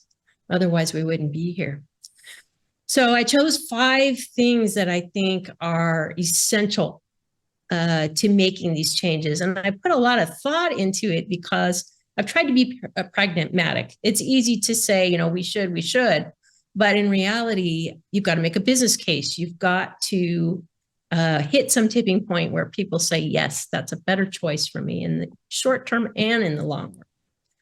So I think number 1, just growing living minds, learning to see what we are as animals, learning to see that we're part of the world, learning to see the way that life adapts and those processes of symbiosis, and just opening our eyes to that. And the second would be to cultivate these architectures of effectiveness. And this is the work that I began in, is showing how ants and honeybees are creating their own organizations. They don't tell each other what to do, and yet they can do these incredibly complex things. And we're superorganisms as well. We have that capacity within us. So this book is helping leaders design their organizations to elicit that self-organizing capacity that we already have within us. And yet we can't access it because the structures and processes that we live in prevent us. A fantastic example that I think is really exciting what we're doing here is at One World. And it's really, it's something that I haven't seen before, this really kind of radical collaboration of bringing together all kinds of people that share a purpose fundamentally and working together across boundaries, across traditional boundaries. And I can say for myself, it's been a whole nother world. And that's, John Raymer's been bringing that to us. And I would just ask everyone, go there and sign up. It's free. And it's connects one another and the synergistic teaming up that we can do incredible things that we never knew we could. So I think the 3 is growing trust and mutual protection. We don't have that capacity right now. You think about bonobos. If a male dominates a female bonobo, she calls for her sisters and they prevent that. And that's just naturally what they do. But we could kind of use those kinds of trios and protecting spaces for one another so that our collective intelligence can come forth. You see there's Paul Hawkins, and you see that, with these 15 things that we could be doing about climate change, 2 of them are just purely related to dominance, purely related to the lack of protection for one another. And David Sloan Wilson, he's someone that is within our network and, a very respected evolutionary biologist. And he really summarizes it like this: it's that selfishness beats altruism within groups, but altruistic groups beat selfish groups. And if you think about that, I think it explains the changes that we need to make and the changes that the realities that we're facing. Is that selfishness beats altruism when we're alone. And it's by teaming up we can break through that. So our radical collaboration allows us to break through that. Shared purpose. Pro-social, that's some of the really important work that's going on. And these bounded resources and ways of growing commons together. It's very exciting. Bonobos, I love them. The 4th thing I think is connecting deeply to place. You know, in the course of history, in the last 400, 500 years, most of us have been severed from the places our ancestors lived and the knowledge they had for growing wealth in place. And so how are we going to heal and restore abundance and those natural flows and patterns that we depend on when we're severed from place and story and source? So I think that's something that we can do that just elicits that shared love and the shared future. So the work I'm doing there is trying to create this course that's actually for business people. You know, tourism industry, hospitality, real estate, and impact investors. People are looking at this and going, how can we actually put our money into this and our effort into this in a way that makes these changes? And, you know, the big one is, where's the money? And I think that Harry has the answers for us. Take it away, Harry. Let me get my wallet out for a second. Thank you, Tamsin. It's been a joyous ride, and the whole notion of what we're speaking about. I came from the architectural world and recognized that 40% of the greenhouse gases comes from this industry of architecture, engineering, and construction, and recognized that that's not appropriate at the time. And I took a pause after the first 25 years to just figure out what the next one was, and what came through was brand Earth. I was so inundated with choosing brands to fulfill a specific outcome within the context of a challenge. And so I said, well, there's got to be another way, another view of brand. And it came through as be respectful, accessing nature's diversity.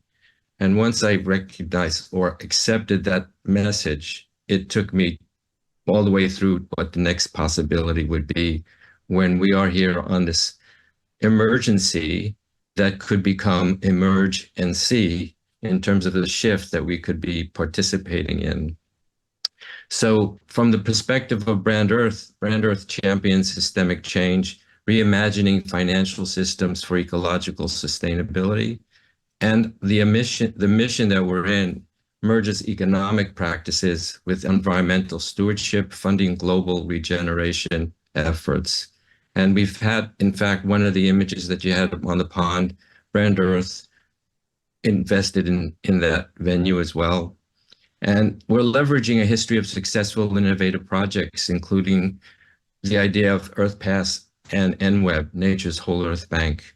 We advance the charge in developing regenerative economies. Our approach unites human and social capital in pursuit of a balanced, sustainable future, illustrating our unwavering commitment to the planet. Brand Earth is not just an initiative, it's a movement towards harmonizing economic growth with the Earth's well-being, inspiring collective action for a sustainable future. Our vision is to empower every individual on Earth to take an active role in healing and harmonizing our relationships with each other, our neighboring species, and the planet itself. Brand Earth is dedicated to nurturing a global community where each person contributes to the restoration and reconciliation of our shared environment. This initiative aligns with our mission to enhance the planet's health and well-being, fostering collective action that shapes a regenerative and unified future for all.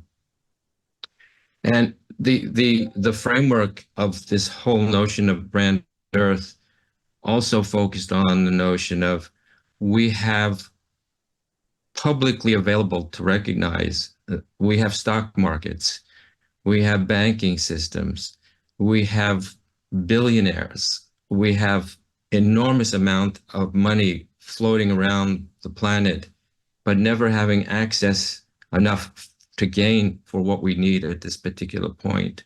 And when you add up all the monies and all the industries and all of the caliber of money that's available, on an annual basis, ecosystem functions have a net value to the services that nature offers humanity is worth 125 trillion a year. We are behind our rent for these centuries, and we have the opportunity now to radically creative, courageous options that aren't visible yet because we're still in a wetiko of current economic structures. And we keep resolving the fact and keep bringing forward the notions of current economic structures to kind of work towards restoring and restoration for the planet. That's a major challenge. Everywhere I go, there's always a challenge for those particular people who want to go through the shift and make a change in their farm, in their neighborhood, in their city, in their region. So the nature of place takes on a whole new view of what we have capacity to respond to. The nature of my place is right here on Manhattan Island. I'm on this location in this part of the Manhattan Island for 50 years. This has become my nature of place. And what I've learned is that Manhattan, original term for it, name was Mannahatta, which was the Lenape tribe, lived here. And this island was a flourishing forest. And now it's become a concrete jungle here in 2024. How do we embrace the shift that this island to engage with the possibility of a reconciliation, given that most of the forest that was here are gone, the species that are gone, the streams and the marshes that are gone? That challenge for me in terms of Brand Earth is beginning to have that commitment to view the nature of place is now shifted towards the notion of who and what is on this island. And I recognize that there's north, south, east, and west. My four corners of this island relate to the beginnings, the southern tip of Manhattan. In 1626, the Dutch company came to this island and began to build its first city, Amsterdam, New Amsterdam. And they had an engagement with the Lenape on this island, and they started to trade and have a relationship with each other. At one moment in time, there was a request and an idea of how the Dutch could now have a relationship with Lenape through trade. On the northern tip of this island, there was a moment in which Lenape met with the governor, Peter Minuit, and there was a moment of interaction. The Dutch came with the trinkets, but those trinkets were a source of a perception of beginning to buy the land from the Lenape. And the Lenape have gifts in return, but they're giving the gifts out of sharing and recognize that there's a relationship that could happen. That was the blink of the century going forward that created the separation between ownership and sharing. And that took place on the northern tip of this island. On the eastern tip of the middle of the island, there exists the United Nations, the UN, who has an amplification voice that is global and has an environmental program that goes through every continent. A few blocks west, there's a group called the Ad World that lives on Madison Avenue. Madison Avenue is the Ad World with its basic premise of it being ground zero for behavioral economics. And I'm thinking, where's behavioral ecologics at this point? So there was this recognition that Brand Earth now wants to access into a relationship with the Ad World, to recognize that we have the opportunity to now embrace what we're learning and bringing forth the indigenous world that has the capacity and the wisdom to help us resolve and fulfill the request for reconciliation and restoration. The Western civilization still functions on advertising, and advertising has been possibly the strongest element in the mess that we're in right now. It has beautiful benefits that we still enjoy, but at the same time, we need to be radical about the shift that has to happen. And on the west side of Manhattan, that's where I live.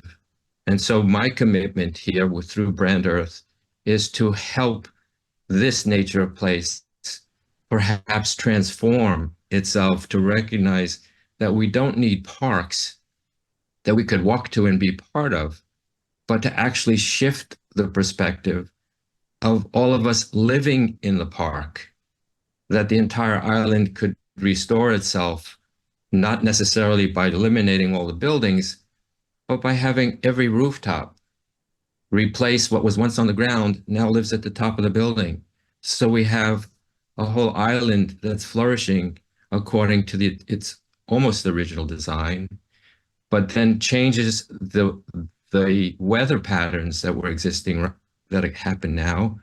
We have the opportunity to now engage with more of a restorative venue that allows this island to breathe according to its original design.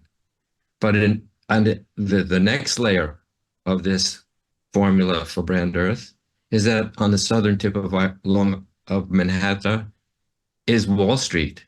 Wall Street was the actual boundary between New Amsterdam and the Lenape. So they created a wall, which today is Wall Street. And what's on Wall Street? The financial center of the world.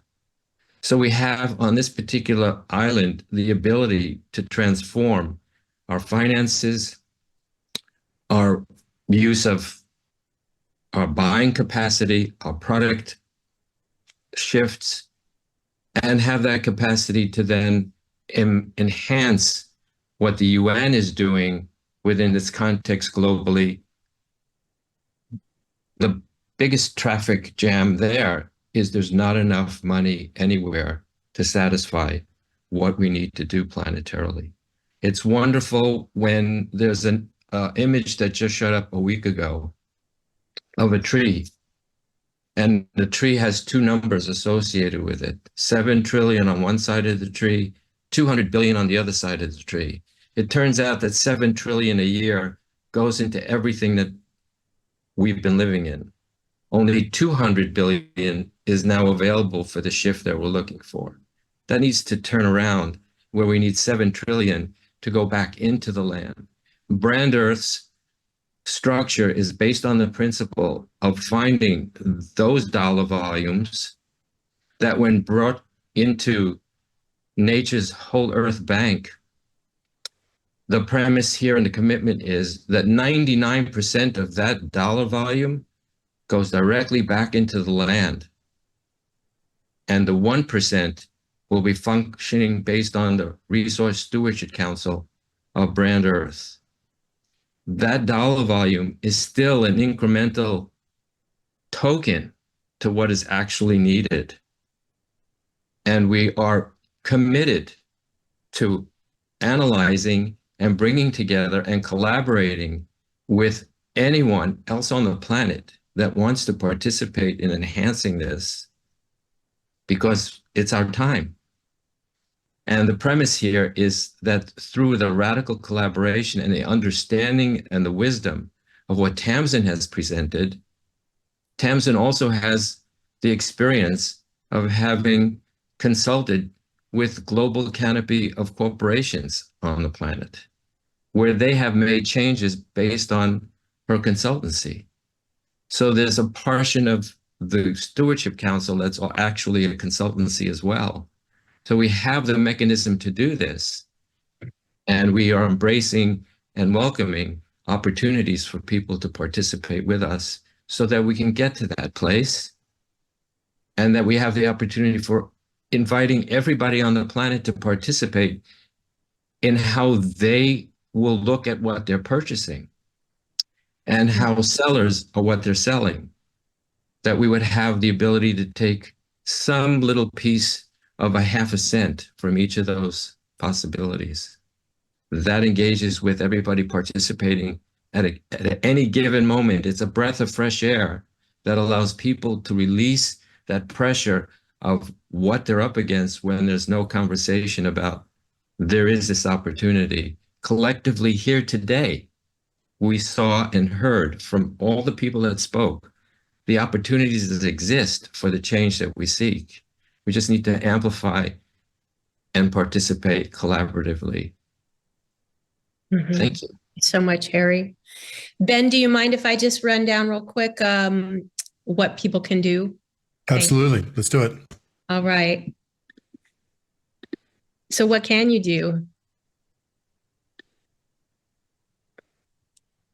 Well, I think myself that, we all need to step up. And so can we declare our purpose? Can we get really clear on our personal purpose and what we can do specifically in this realm? So I've been working with that with John Raymer and in the One World community to help people develop their purpose and get really clear on that. I think that's important. And it's something that we can do individually. It's something we can do within our organizations and larger teams. So I'm really encouraging everyone to do this and work on your purpose, get really clear on it. And the beautiful thing about this is that it allows us to team up, is that now we can identify, oh, I know what your purpose is. I know what your values are. I know why you're doing it. And so that we can work together. One World, I can't say enough good about this is just the perfect way to weave together our purposes. And that's happening right now. And then last, I would just say, get some dirt time, get outside, open your eyes, really, and enjoy it. And this is actually Borrego Institute, where we have created the Borrego Institute for Living Design, which is, I just feel that leaders need to experience it viscerally, and youth and future leaders, they have to experience it with their own hands and their own experience. So this is a place that, was inhabited for 10,000 years. The Kumeyaay and the Kauai and the Kupa people still live in this area, and their Morteros and their Manos and all their trails and all that are still here. And so we are creating a field school where the Kumeyaay will come and actually teach how to manage land in the traditional ways. And, we need it. And this is San Diego County. We have fire regimes. We have all kinds of things, erosion. They have the knowledge for doing that. And that's true everywhere we go. So I'm hoping that people can come and start to learn this kind of thing. And I call it living design, and really get their mind around a really radical shift in the way that we live. So we can walk each other home. Those are my websites. So if you're interested in those things, you can go to those. And gosh, Harry, so inspiring. Thank you so much. Thank you. Amazing, Tamsin and Harry. Wow, incredible stuff from teamlab.com and Brand Earth. Just beautiful to see all of that. And I love the engagement in One World, one of the impact networks that's really so important in what's happening here in this symposium, and a key place to continue to experiment this radical collaboration by teaming up. Watch out for Brand Earth, because big things are coming. Thank you so much again, Harry, and thank you so much, Tamsin, and all of the visionary voices we've had. Isn't it amazing to see so many different visionaries, called into different aspects and of engagement and impact and getting it done, implementation. And just look at the brilliant, dedicated, genius, hard work, devotion that has been shared here over the last couple of hours. It's so inspiring. But just imagine the next generation coming through and the incredible dreams they're going to see fulfilled and manifested, and the visions that the next generation, the young people, are going to have, already have, and are fulfilling and carrying forward. The great hope of the planet lies in this intergenerational collaboration and intergenerational equity cooperation, which we're seeing happening all around the place. What an exciting program. And we're going to be going now into the engagement, but to take us there is going to be a beautiful new story, a children's story by the one and only Victoria Friedman from Vista Foundation. Victoria, it's so wonderful to have you with us to lead this transition, and how perfect for it to be a children's story as we go from the visionary voices into the engagement session. Victoria Friedman, welcome. Thank you, Ben. Thank you for that introduction. And hello, sparklings. Hello, wonderful sparklings out there. I'd like to share with you a children's story about a sacred mission on Earth. And it's called One Brightness, the Eyes of Love.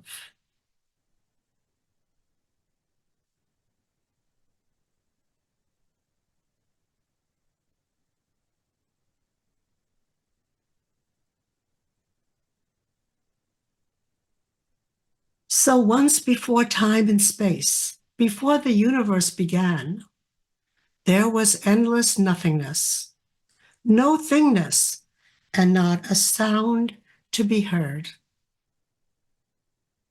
Suddenly, from the empty darkness, a beautiful sound began, and to fill the emptiness everywhere. It filled the emptiness everywhere. And in just 3 minutes, a gigantic light lit up our universe with one brightness. One brightness. Sparklings with eyes of love beamed out and began to sing, as twinkling stars, swirling galaxies, and much later on, as sunny solar systems and rotating planets. For a long time, it was very, very hot. And then it began to cool down. And on one teeny tiny spark of one brightness called Earth, sparklings appeared as water and fish and dinosaurs and birds and trees and apples and insects and diamonds and you and me. Yeah, and you and me. The sparklings were thrilled to be in the magic show on Earth. They seemed dressed up as different characters, but they knew they were all one brightness. The sparklings continued creating. They created computers and houses and skyscrapers and Legos and squishmallows. And yes, even ice cream. Yes, ice cream. They got so excited and busy that they turned their eyes of love away from one brightness to all their projects. As they got busier and busier, they did not notice the unusual fog that was creeping in. Before long, the fog surrounded the Earth. Children could see grown-ups working hard. Everyone seemed worried. Everyone seemed worried. And it got foggier and foggier. This strange fog made everyone feel separate from one brightness and each other. Wanting more began, more toys, more attention, more pizza. Everyone felt alone and scared. Alone and scared. The animals looked sad, the plants looked sad, the rocks were gloomy, the water and air seemed dull and foggy. Something was very wrong. Some forgot one brightness and started doing hurtful things to each other and the Earth. Others just didn't care. They just didn't care. But some bravely decided to come together and look into the mysterious fog. It was frightening. It was dark and it seemed full of monsters. But no matter how dark and spooky it may become, one brightness is always here. The more they looked into the fog, the more their eyes of love opened. The monster melted and the color returned to the Earth. And even those still stuck in the fog were swept into one brightness. The eyes of love include all. They never give up, they wouldn't. And the fog disappeared forever. And now Earth sparkles as one brightness, and they all loved happily ever after. No end.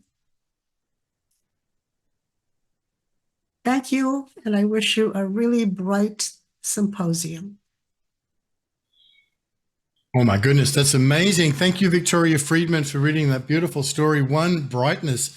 What a perfect way to transition from here, the visionary voices, and then everybody over to the participants room. The link is here for the presenters to jump over there. Thank you, Victoria. That was so beautiful and sweet.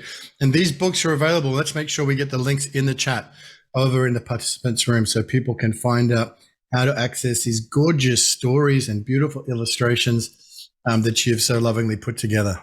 Thank you, everyone. Thank you to our visionary voices. And now over to the participants room.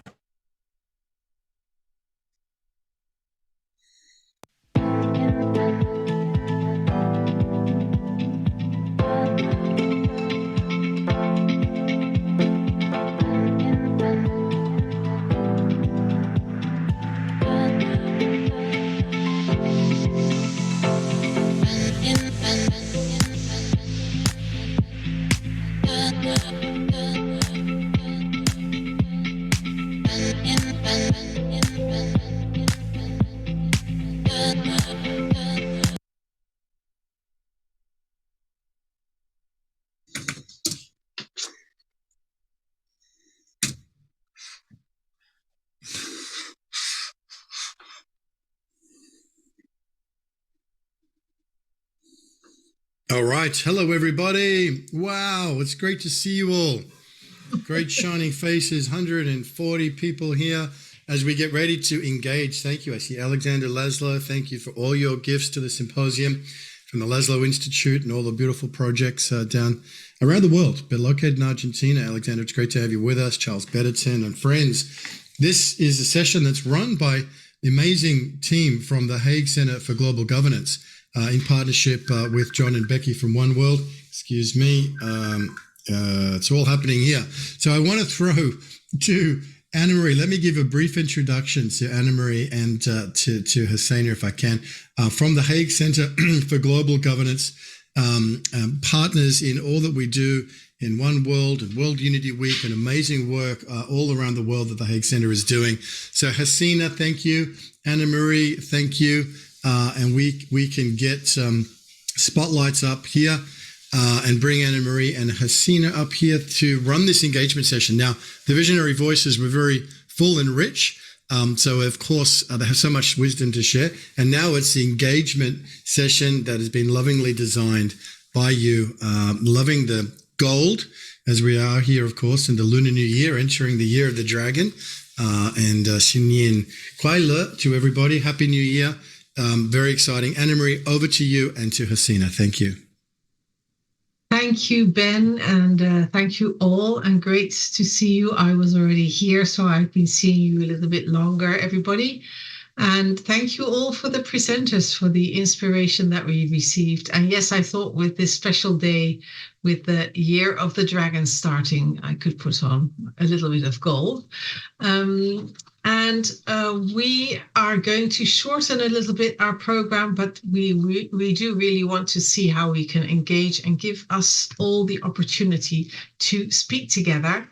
And one of the things that we really heard many of the speakers say actually is, what is your purpose? What is your sacred mission? What are we about? And how can we share that to team up? So we'll get back to that in a minute. But first, I just want to hear your voice, Hasenna. And please say something that you would like to share. Well, this is just a great way now that everything on implementation has been shared, such amazing wisdom.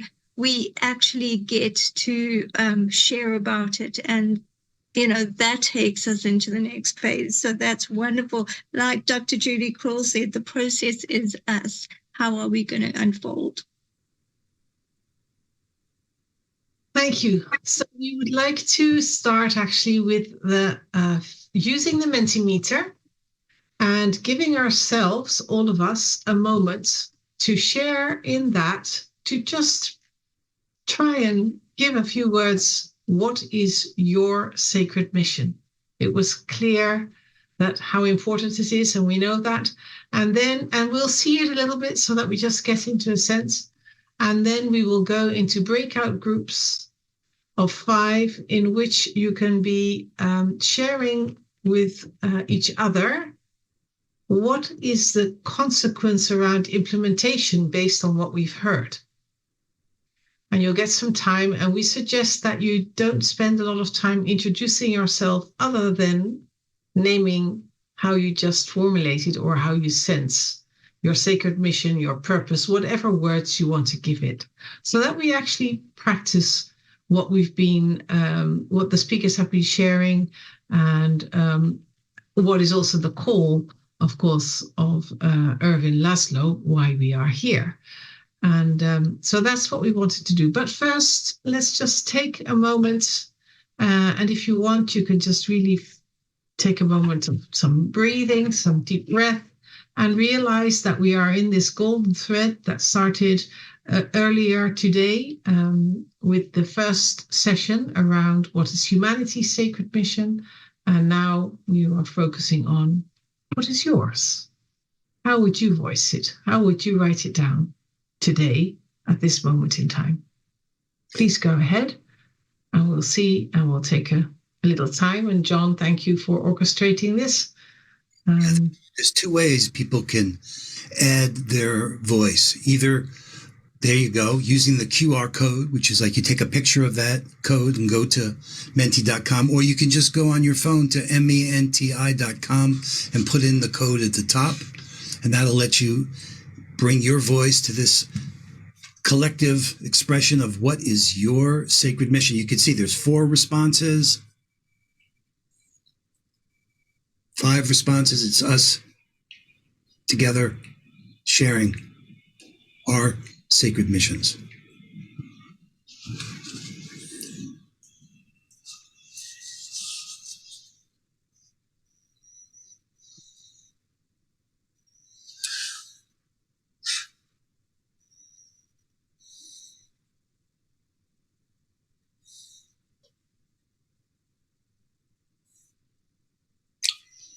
What's nice is this will group these together. We'll be able to see more information on top of this as well. So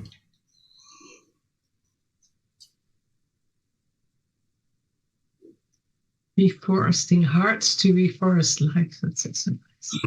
We've had a request in the chat for the actual direct link. If somebody has it, John, to put it in the chat, please. okay, let me put it in the chat. Yes. There's the link. That's the third way to get to it.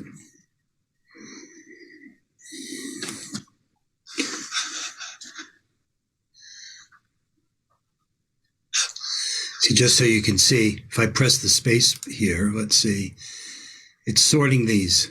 So we're going to do more, keep adding yours, but look at this.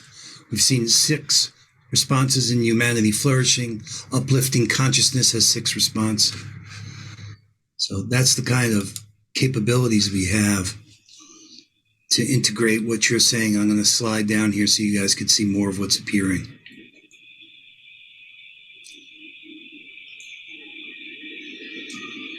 Now, this is the real-time feedback. We're also encouraging you to give us reflective feedback in the survey. And all of this is going to be used to help inform our sessions on the 18th. There's 2 sessions. We'll get back to that later indeed, but this is beautiful, John. Thank you for grouping it as inspiration. And there's no right or wrong when we write about our sacred mission or speak to it. We'll just do a little 30 seconds more, and then we will do the magic, Becky, if you can, to put Yes, how many minutes shall we do? 12 minutes, please.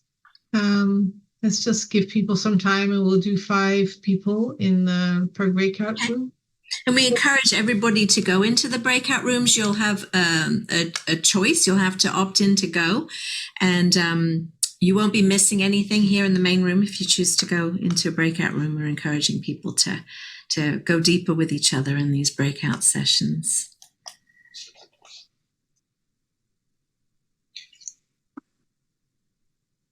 Someone's a big fan of promoting humanity's caring for the earth.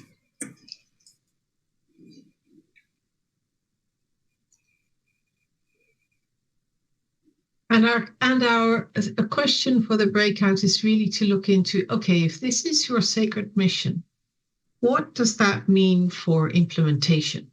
because that's the theme for today, for this session. And we've heard examples and inspiring voices. So we would like to explore together, if this is my sacred mission, which you can use in the introduction, what is that? What does that mean for implementation? How do we put it into practice? And there were, from the different speakers, some tips and advice and steps. There's, like I said, there's no right or wrong. It's just really to explore with each other and to start putting this into another way of practice inspired by these visionary voices. Becky, please do the magic. Here we go. Everybody fly to the rooms. See you later. Enjoy. And please be mindful that each can be heard, each can speak. So be mindful of the time that you have. And share.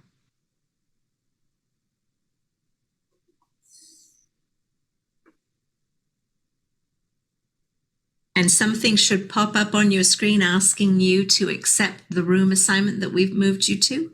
And you can accept that. If you're on a phone, you can just tap where it says join room. There'll be a little button, usually on the top left of your phone. You can accept that to get moved. Great, I see people flying to the rooms. Wonderful.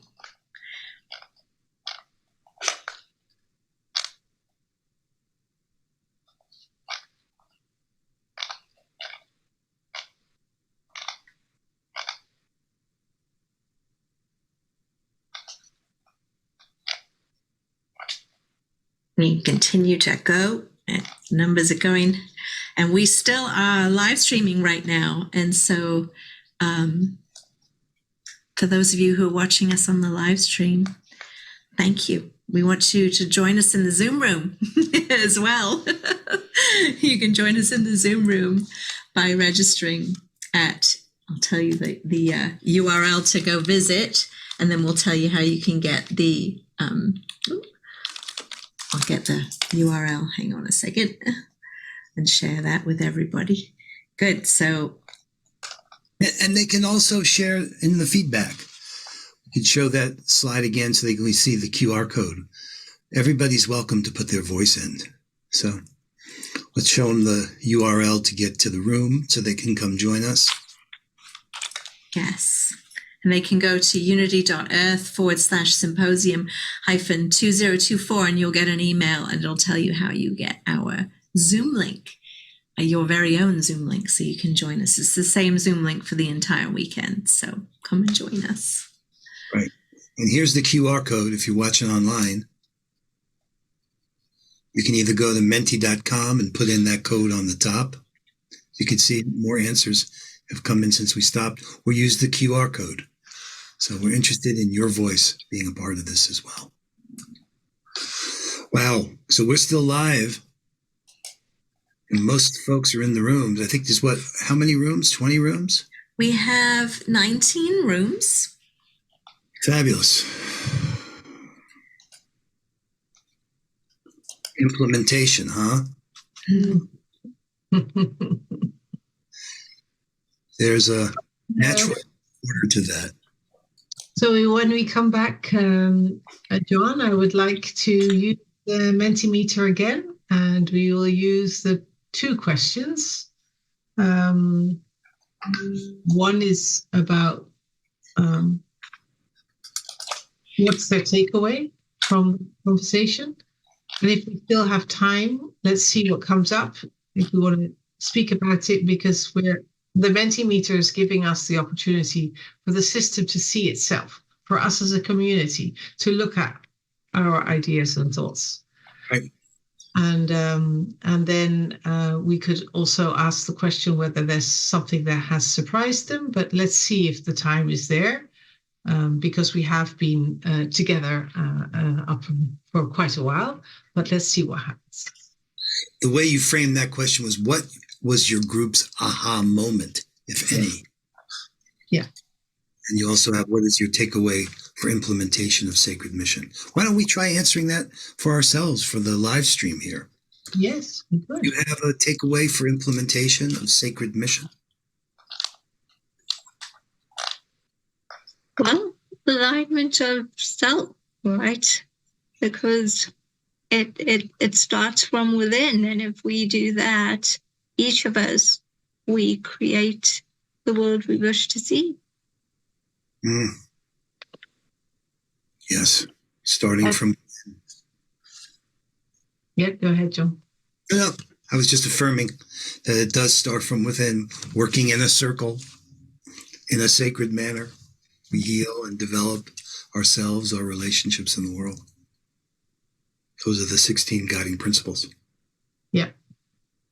Well, I think for me, one of the things that has been confirmed again is the importance of the sharing, of speaking up, showing up, so that we can connect with each other and see how we can link up and lift up and light up, as we say at the whole worldview. And yeah, grateful for the different initiatives and the different networks who are all trying to do that.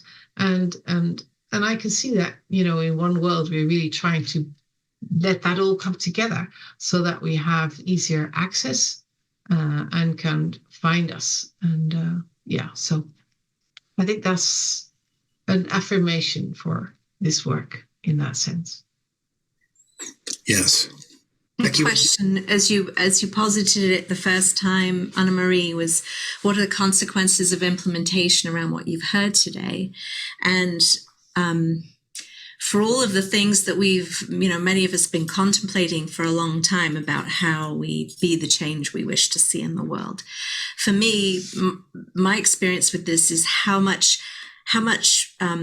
of the shadows inside of myself can I illuminate that I could become a better person myself, that I could do less harm to nature myself, which is why I'm a vegan. I don't want to create suffering in the world, unnecessary suffering, to fortify my own being. Anything that I do, I want it to have great intention and awareness in my own heart.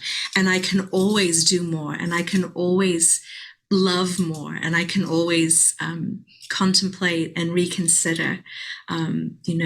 Being alive, we cannot live and not do harm.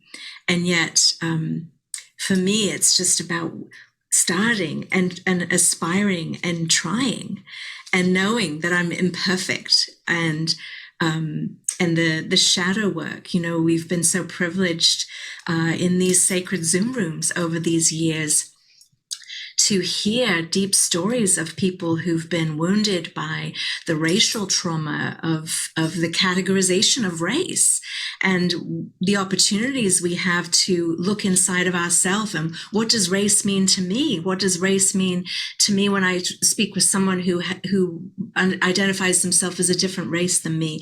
And what is mine to do towards the healing of other people, and my own work, like, you know, illuminating that inside of myself. And it's hard, it's shadow work, and it's tricky. It's tricky because it pops in like a cat's tail. You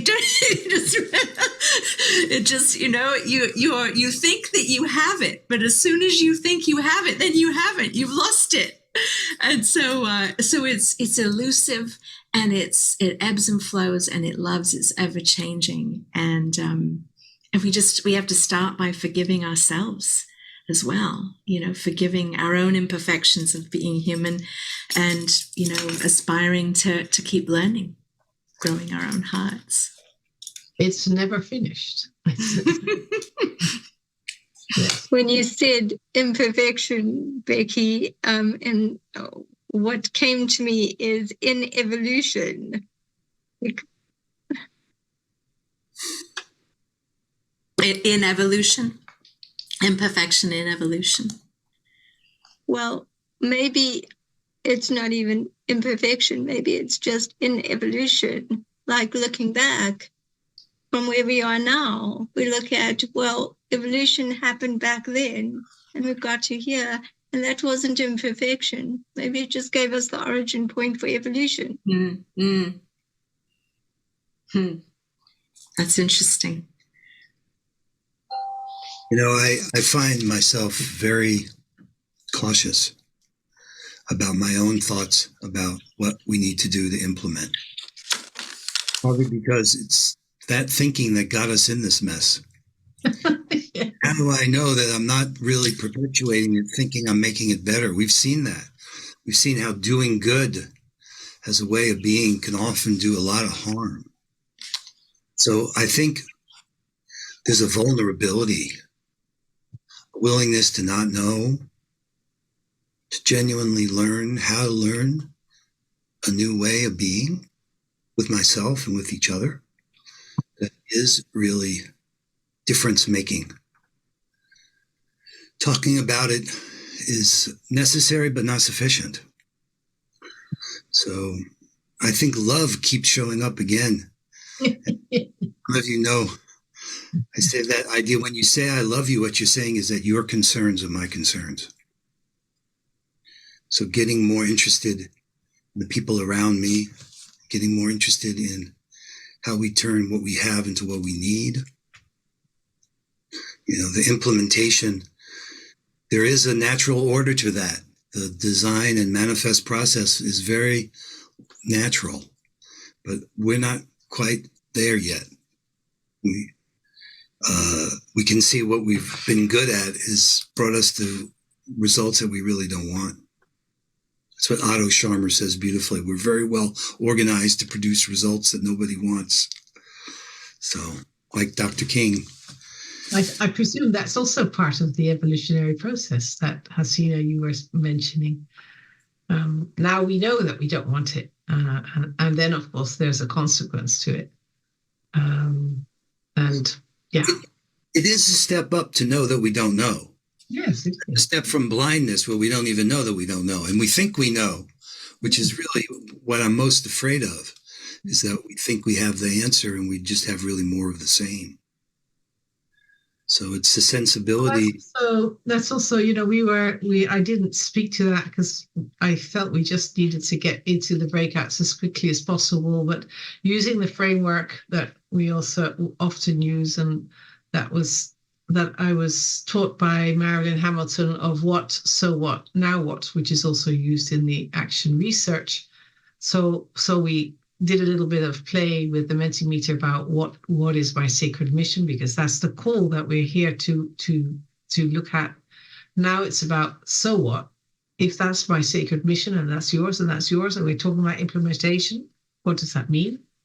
And I am sensing that I'm going to invite the people to not come into the now what immediately, but to hold the space of the not knowing exactly, and come to the 18th to see how we can then be inspired, surprise ourselves. So that's why this aha moment is also, can I notice where there's something new perhaps happening, or something that I've forgotten, or how can I remember?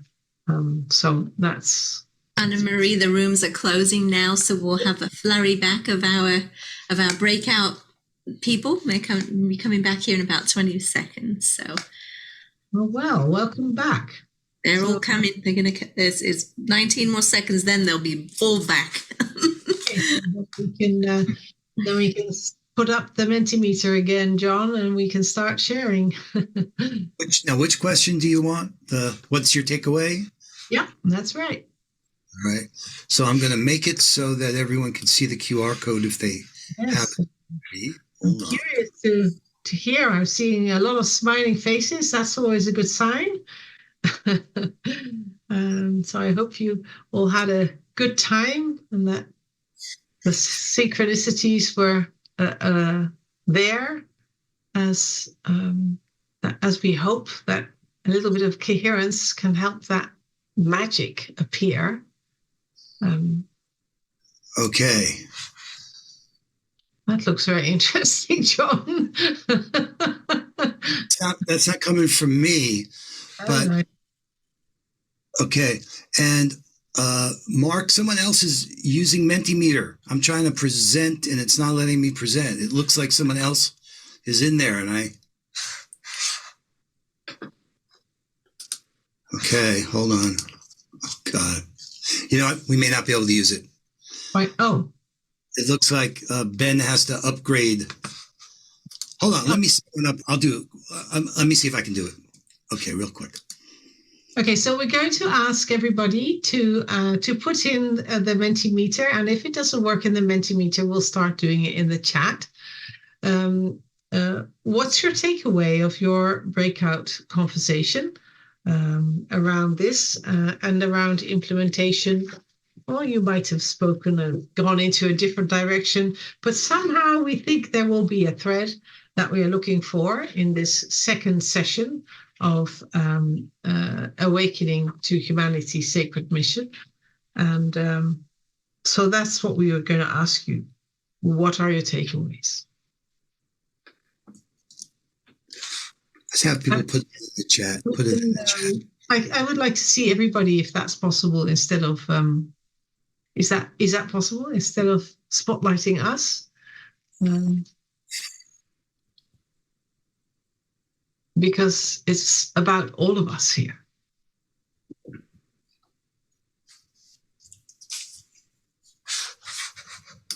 Is it going to work, John, or are we going to do it in the chat?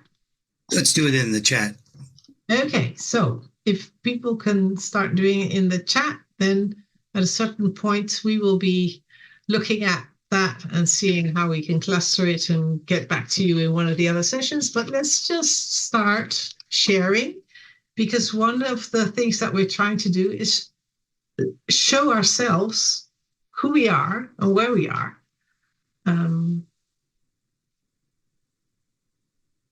Community assists us to grow our mission and mission as a whole.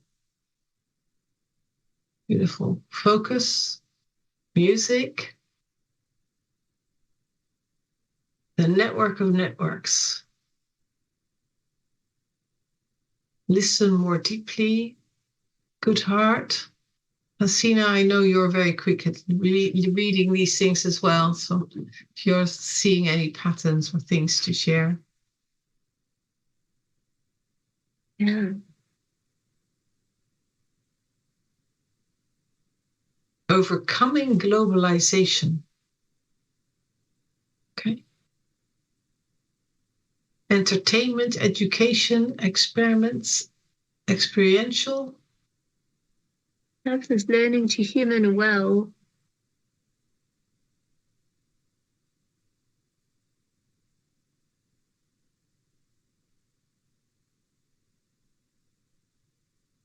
We'll just go on for another minute.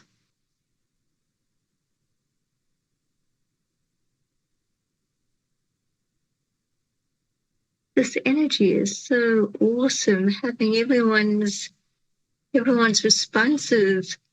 Water's magic to assist souls coming to assist Gaia now. That's also beautiful.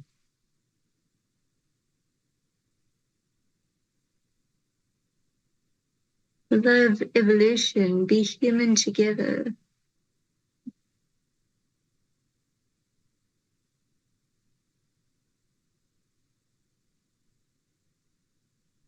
Openness to our radical interconnection is critical. Yes, that's what we're doing here, isn't it? We're practicing by sharing and speaking to it. Join one world Earth. Yes, and there are also, we also have in the different partners, there are different ways that you can join and connect with each other, which I think is part of the diversity that is in the unity. So we're not speaking about that everybody has to come to the same place, because that's also, like Tamsin was showing us, the diversity in nature and the diversity in us. But the connection, yes.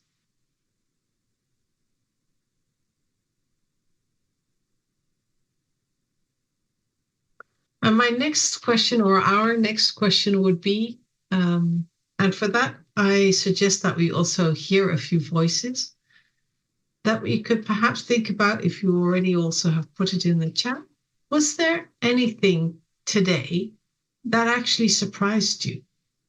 Or did you have an aha moment, either in your breakout, whilst you were listening to the visionary speakers, when you were reading what others were writing, or it just came up, as sometimes it can come up? Was there something that you would say, that actually surprised me?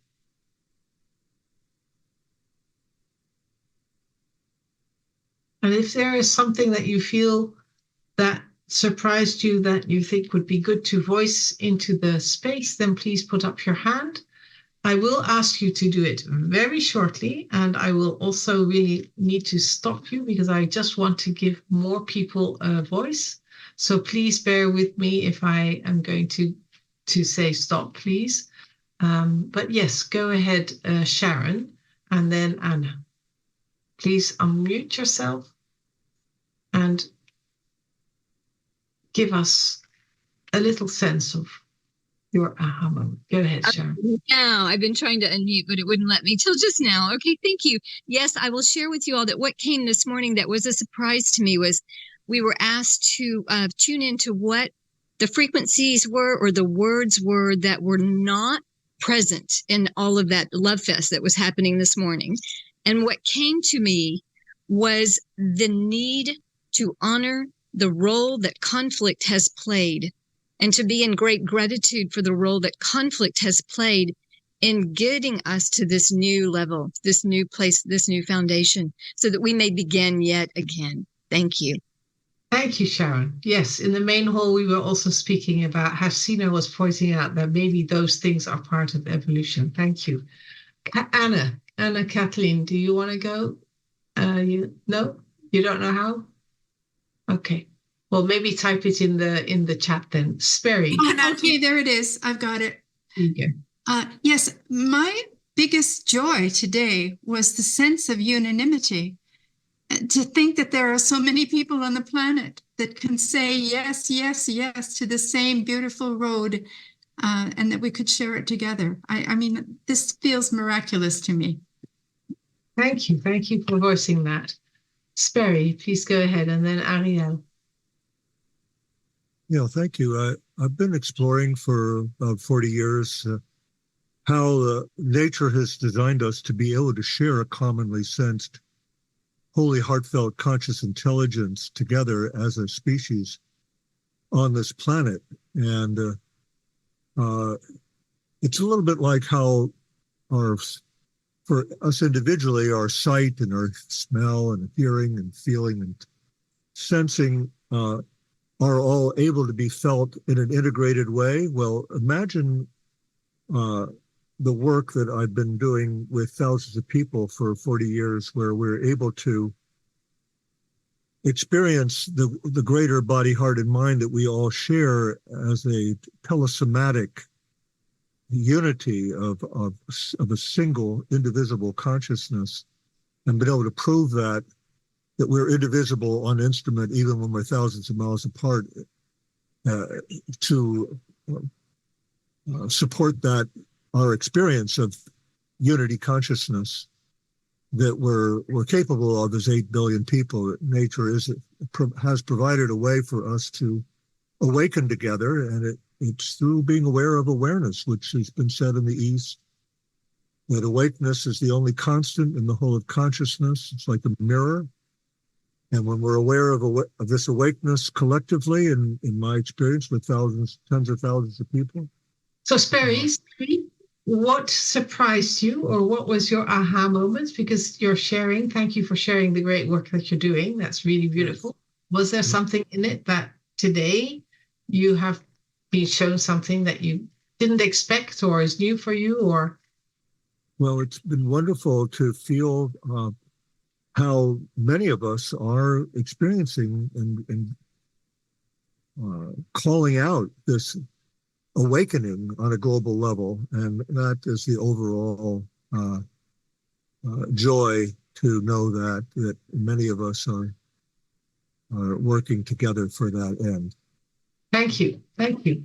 Ariel, and then I'm going to hand back to John, because he's been able to get the Mentimeter working again, and it would be fun to also give us the opportunity to let the Mentimeter mirror us back what we're writing. But Ariel, please go ahead. What is your aha moment, or what surprised you? What surprised me was the young Japanese woman who talked about her mother, and what I was fascinated by that. I knew nothing about it. And I've been involved with the Boy Foundation, but maybe I heard it before, but I didn't absorb it. Who knows? But that was really amazing to me. Another thing that kind of really tickled me was I kept hearing about this book that Tamsin wrote, Team, and I imagined it was spelled T-E-A-M. So I was amazed when I saw it was spelled T-E-E-M. And I thought, well, there's, both are good words, So, but here she's talking about how animals team together and how people need to team more. Thinking T-E-A-M. So that did surprise me. I think the aha moment was just the last breakout we did. And I was with Laszlo's son, Alessandro, and some other people. And I know him from several over the years, previous symposiums like this online on Zoom calls. And the other people who spoke, and I just thought, these are beautiful people.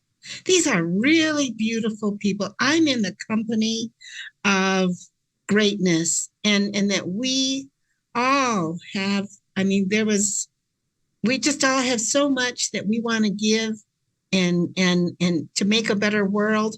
And I have to say, this is the first one. My aha moment was, hey, we're going to do this, because this is really focused on manifesting. That there's been a lot of ideas and, books and but this is really focused on manifesting, and I think it's going to happen. I go back and forth on that. It's happening. It's happening. Indeed, it's happening. John, what do you want to do? Shall we ask Jane to speak and then you go up? Tell me the question you want. Let's go on with the aha moment. Okay. After Jane, we'll do it. Unmute yourself, Jane, if you can. Unmuting. Hey, I unmuted.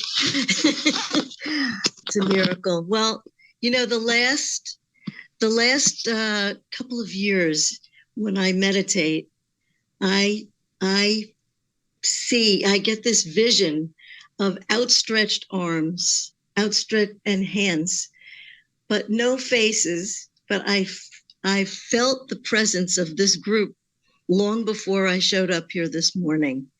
And being here with all of you, seeing your faces, feeling your hearts, feeling one with you, that is certainly an aha and a beautiful, beautiful moment and experience that I will treasure. And I look forward to all of the other moments we're going to be sharing together as one. Thank you. That is really beautiful, Jane. And I just would like to mark that with a sound of the bowl and just give us a moment of silence while John puts it up, so that we can just take a deep breath together, because that's actually what we're trying to do, that we bring it together and that you can feel it from afar, that you can sense into it, and that we're also leaning into coming and listening to the future that is coming. That's the thread that also Jude and also Julie was speaking about, the golden thread. So I'll just give a one sound, and then John, you can go up with the Mentimeter.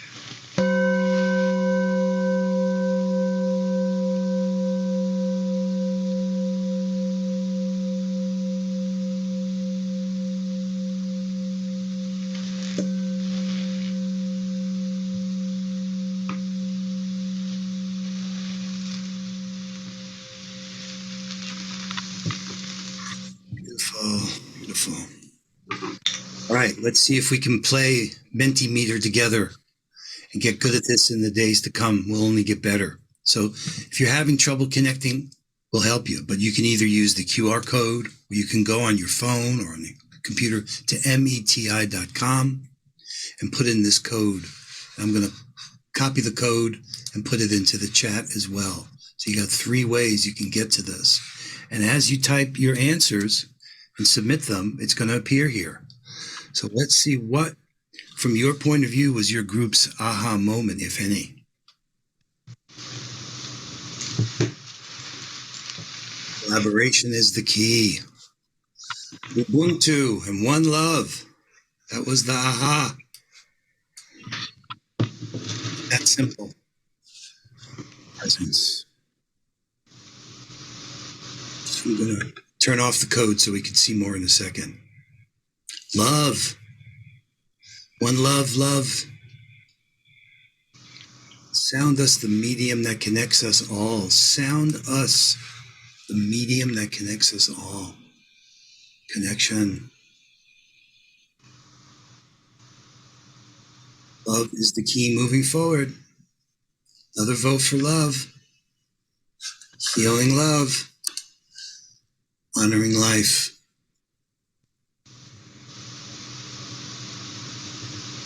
Soon spirituality will take over.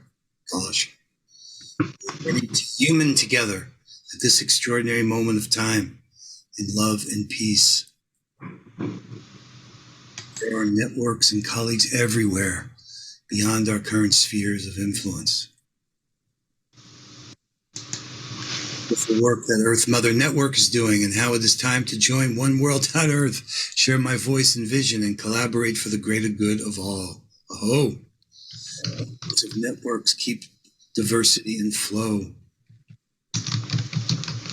Discovering we all chose entertainment as the means of communication to the world. Water is the connection to our higher selves. Support each other. Peace. There's been 33 responses. You see, I can see that in the upper left. Peace. Power of diversity in our retirement. Beautiful, powerful expansions. Water is the connection to our higher selves. Telling the truth. Purpose requires conscious action. Infinite potential. Importance of oneness to interconnection.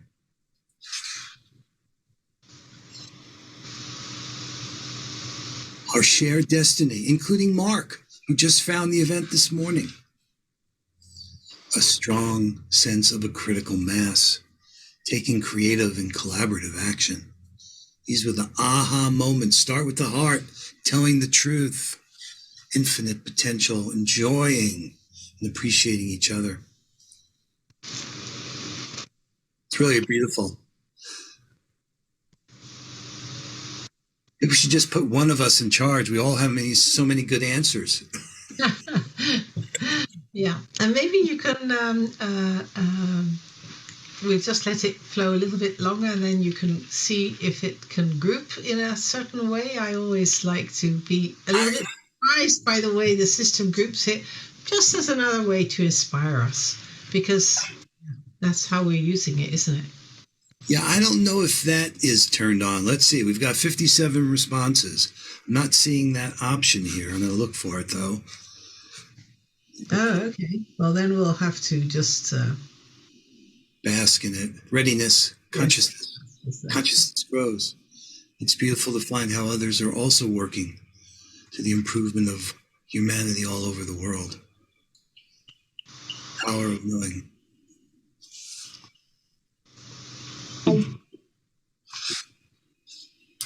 Let's see if okay, it just took me to the bottom, didn't group it. Blessings, what will be is in our hands, and joining them together increases our outcomes. What will be is in our hands, and joining them together increases our outcomes. Ooh, there's a lot of wisdom there, resonates with me. Yes, absolutely. Our hands. Are you just posting in the chat? Where are you all posting? Okay. So if you look on the screen, everything you're seeing there, you can get to, if you go on your phone, if you want, if you have a phone, or go to the website, MENTI. Look on the very top, that menti.com. Or here, I'm going to put in the chat again. There's a link in the chat now coming that if you just click on, will take you to this website where we're all combining our short sentences here. The 62 responses are on the screen. Ethical medicine, infinity, blessing. Light, love, healing, and courage. Okay, so I'm going to have the courage to say that we're going to stop in 30 seconds, John. Courage. Courage to see. We can end with "We are weaving the future now." Yes, that's a good one. You have the courage, though, Anna Marie, because isn't it 3 o'clock in the morning where you are? Yes, it is. So, good courage. Yes, it is. Yes, it is. All right, I'm going to end it now. Here we go. Well, thank you all for joining and for also being open to put that in and put it on top of the screen.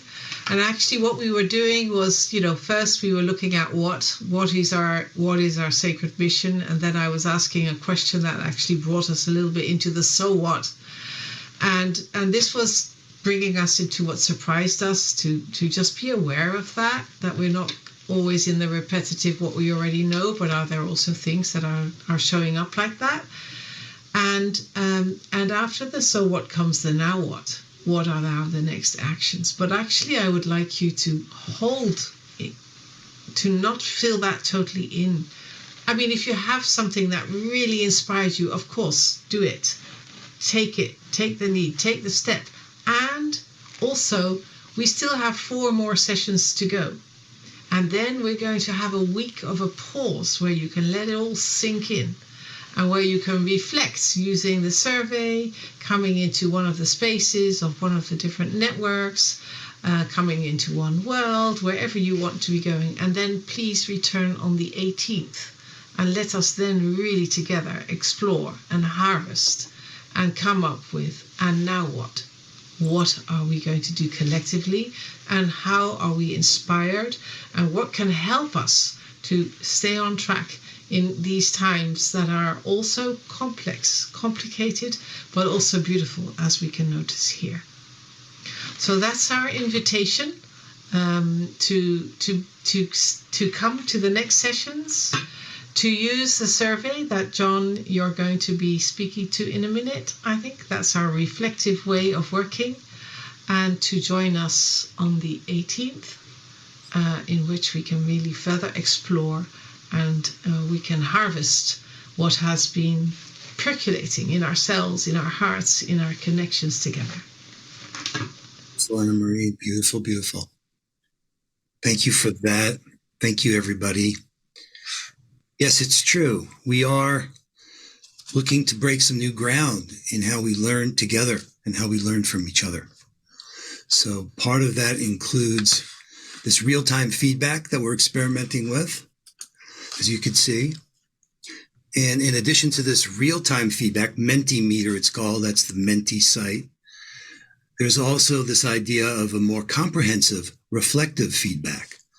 And that's in the survey that we put into the chat, and I'll put it in again. And Anna Marie, and the good news is you don't have to answer it all right away. You can go back to it, but we would like, if you want to give us that feedback for each of the sessions you participate in.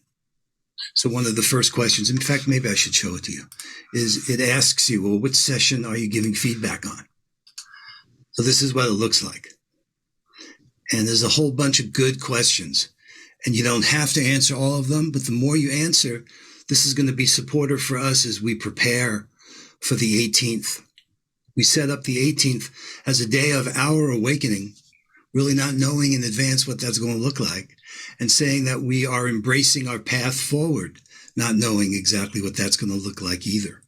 So if you usually in the past ignored this kind of thing, don't ignore this time. Let's go to something new together. We don't know how to make the most meaning out of all the feedback we're going to get, but we're going to learn, and we're going to be open about our learning. And we're not exactly sure how we're going to act on all the feedback we've gotten, but we're open to learning. We want to know, like, impact and takeaways. What happened for you here? Can you identify some action you're going to take? And then can we connect up, like Alexander says? Just getting connected is so profound. So this survey that's here is available for you. You can start it. You can come back to it. It does have an ending. this last section just on additional comments. And I'll show you already, it's giving us so much useful information. Look at this is the other one. And everyone's available to all the answers. How about that? So if I reload this page, I think we've had about 20 responses so far, but it's really helpful. So you can see what other people are saying as well, just like we were doing here. So anyway, I don't want to take more time. I want to let everybody go to do what's next, but looking forward to you. Hey, John. Oh, sorry. Go ahead, Anna Marie. Yeah, I am seeing also that Shonda has her hand up, but I don't know if that's on purpose. But I also want to suggest that when you're filling it in, the way I like to do that is to see how it can also contribute to my own awareness and learning, and giving through the questions. That's how you've tried and how we've tried to look at it and make it also with the Coherence Council to see if it can gives us certain perspectives that we might not be coming towards in ourselves. So using it in a playful way also like that. And we will be continuing to do more of these kind of practices in the coming time, in the coming year. I'm sure of that, to see how we can do that. Okay. Shonda. Important part. Let's just do that and then we'll close, everybody. Okay, Shonda. Wonderful. Thank you. I just wanted to say, Anna Marie and Hasenna, what an amazing presentation. Thank you so very much. And John, please remember, and Becky, to tell everyone how to join the One World community. That's what I wanted. That's amazing connections. Thank you. Thank you. Much love. Thank you, Sean. Thank you.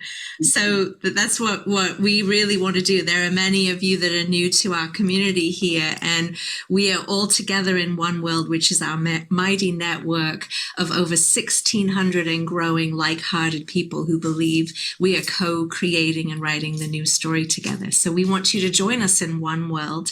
We'll put the link in the chat. It is freely given, and it's not monetized, so you don't have to pay anything to be there. You gift your attention and you get to choose what interests you that you read. And John and I will be doing sessions once you register there, showing you exactly how to use the network, where you can see events, including the events of this weekend.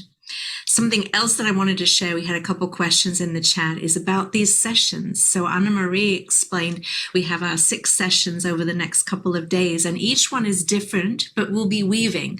And we want you to come to as many as you're able to, but not stress out if you can't come to all of them. Just be present as you can. We will be sending out links to the recordings that will be available so you can watch them afterwards. And then join us next Sunday when we reflect on the whole experience. So again, join oneworld.earth. If you're watching online, you can join that right from where you are. Join us, create a free profile there, and start enjoying some of the beautiful offerings there. And to come back tomorrow, or I should say, we list everything in Eastern time, 10 a.m. tomorrow Eastern, which is Saturday, and we'll be doing our session 3. And then tomorrow afternoon, 6 p.m. again, will be session 4. So we'll tell you about Sunday's sessions tomorrow. So thank you all so much for joining us. Please let us take this opportunity to thank you, Becky, and to thank also Hubcast Media that is working so hard behind the scenes in helping us, and of course you also, John and Ben, and everybody actually that is here. And I want to give a special thanks also to Julie Krull, because she has taken up the opportunity to weave this thread every day. Amazing. Thank you so much, Julie. We're really looking forward to hear your stories in the coming time, and that will also continue to be with us for the rest of the year and in all the other things that we're doing. Hasenna, anything you would like to say? I'll just end.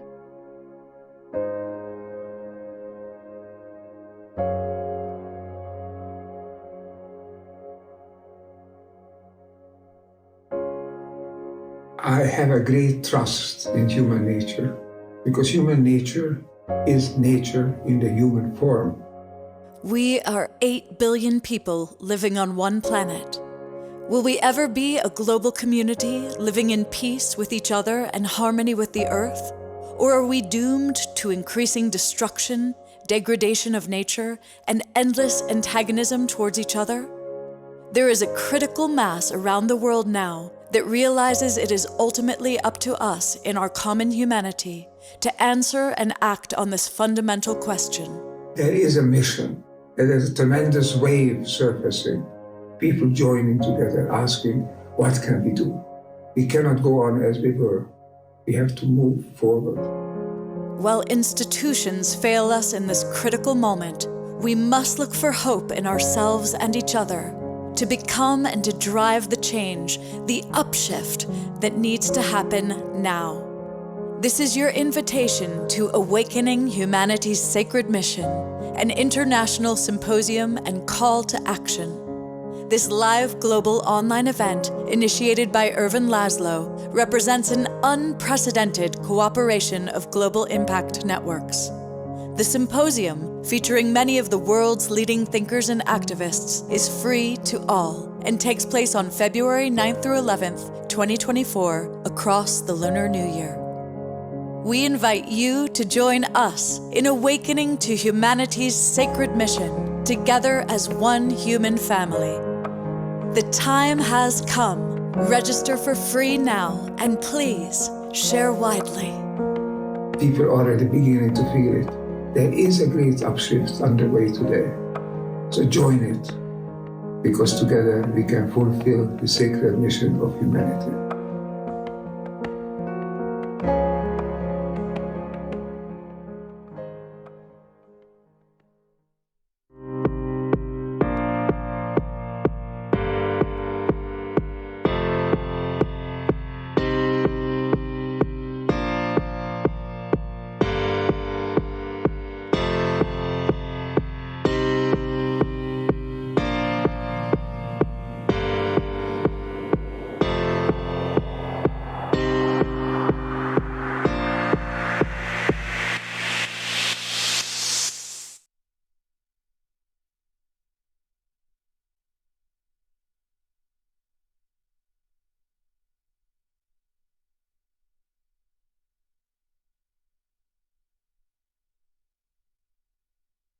A lot of people look at this and think, gosh, this might be difficult. This is a really hard work coming together and saving the world, so to speak. That's not for me. That's a big job. Actually, it's all quite the contrary, because what does give us a sense of hopelessness or despair or uselessness is the thought that we can't do anything, and we put our own self-imposed limitations on everything we do. But once we flip that switch and we begin thinking, yeah, this is the way nature and the universe works. This is the flow of the whole movement. This is the reason that 14 billion years of evolution have taken place to get us to precisely this point. And when we begin to think in those cosmic terms, that something's been going on for nearly 14 billion years to bring us to this point, and maybe even the crisis on Earth today is there to motivate us, to trigger this. And as it was once said, there's nothing more powerful than a great idea whose time has come. And this is the time, and it's a good idea, because what's better than coming together as one humanity, working together, locking arms, sharing our experiences. And then suddenly, not only is that not hard, it becomes increasingly easier as we work with more people, we get more ideas, we share the burden, and it's not a burden any longer. It's just a joyous, beautiful path forward with increasing opportunities, creativity bubbling up from the dialogue between us as sincere human souls opening up to each other and exploring the way forward. So it's not hard work, it's blessed work. It fulfills us all, and it brings us to understand the purpose for which we were born.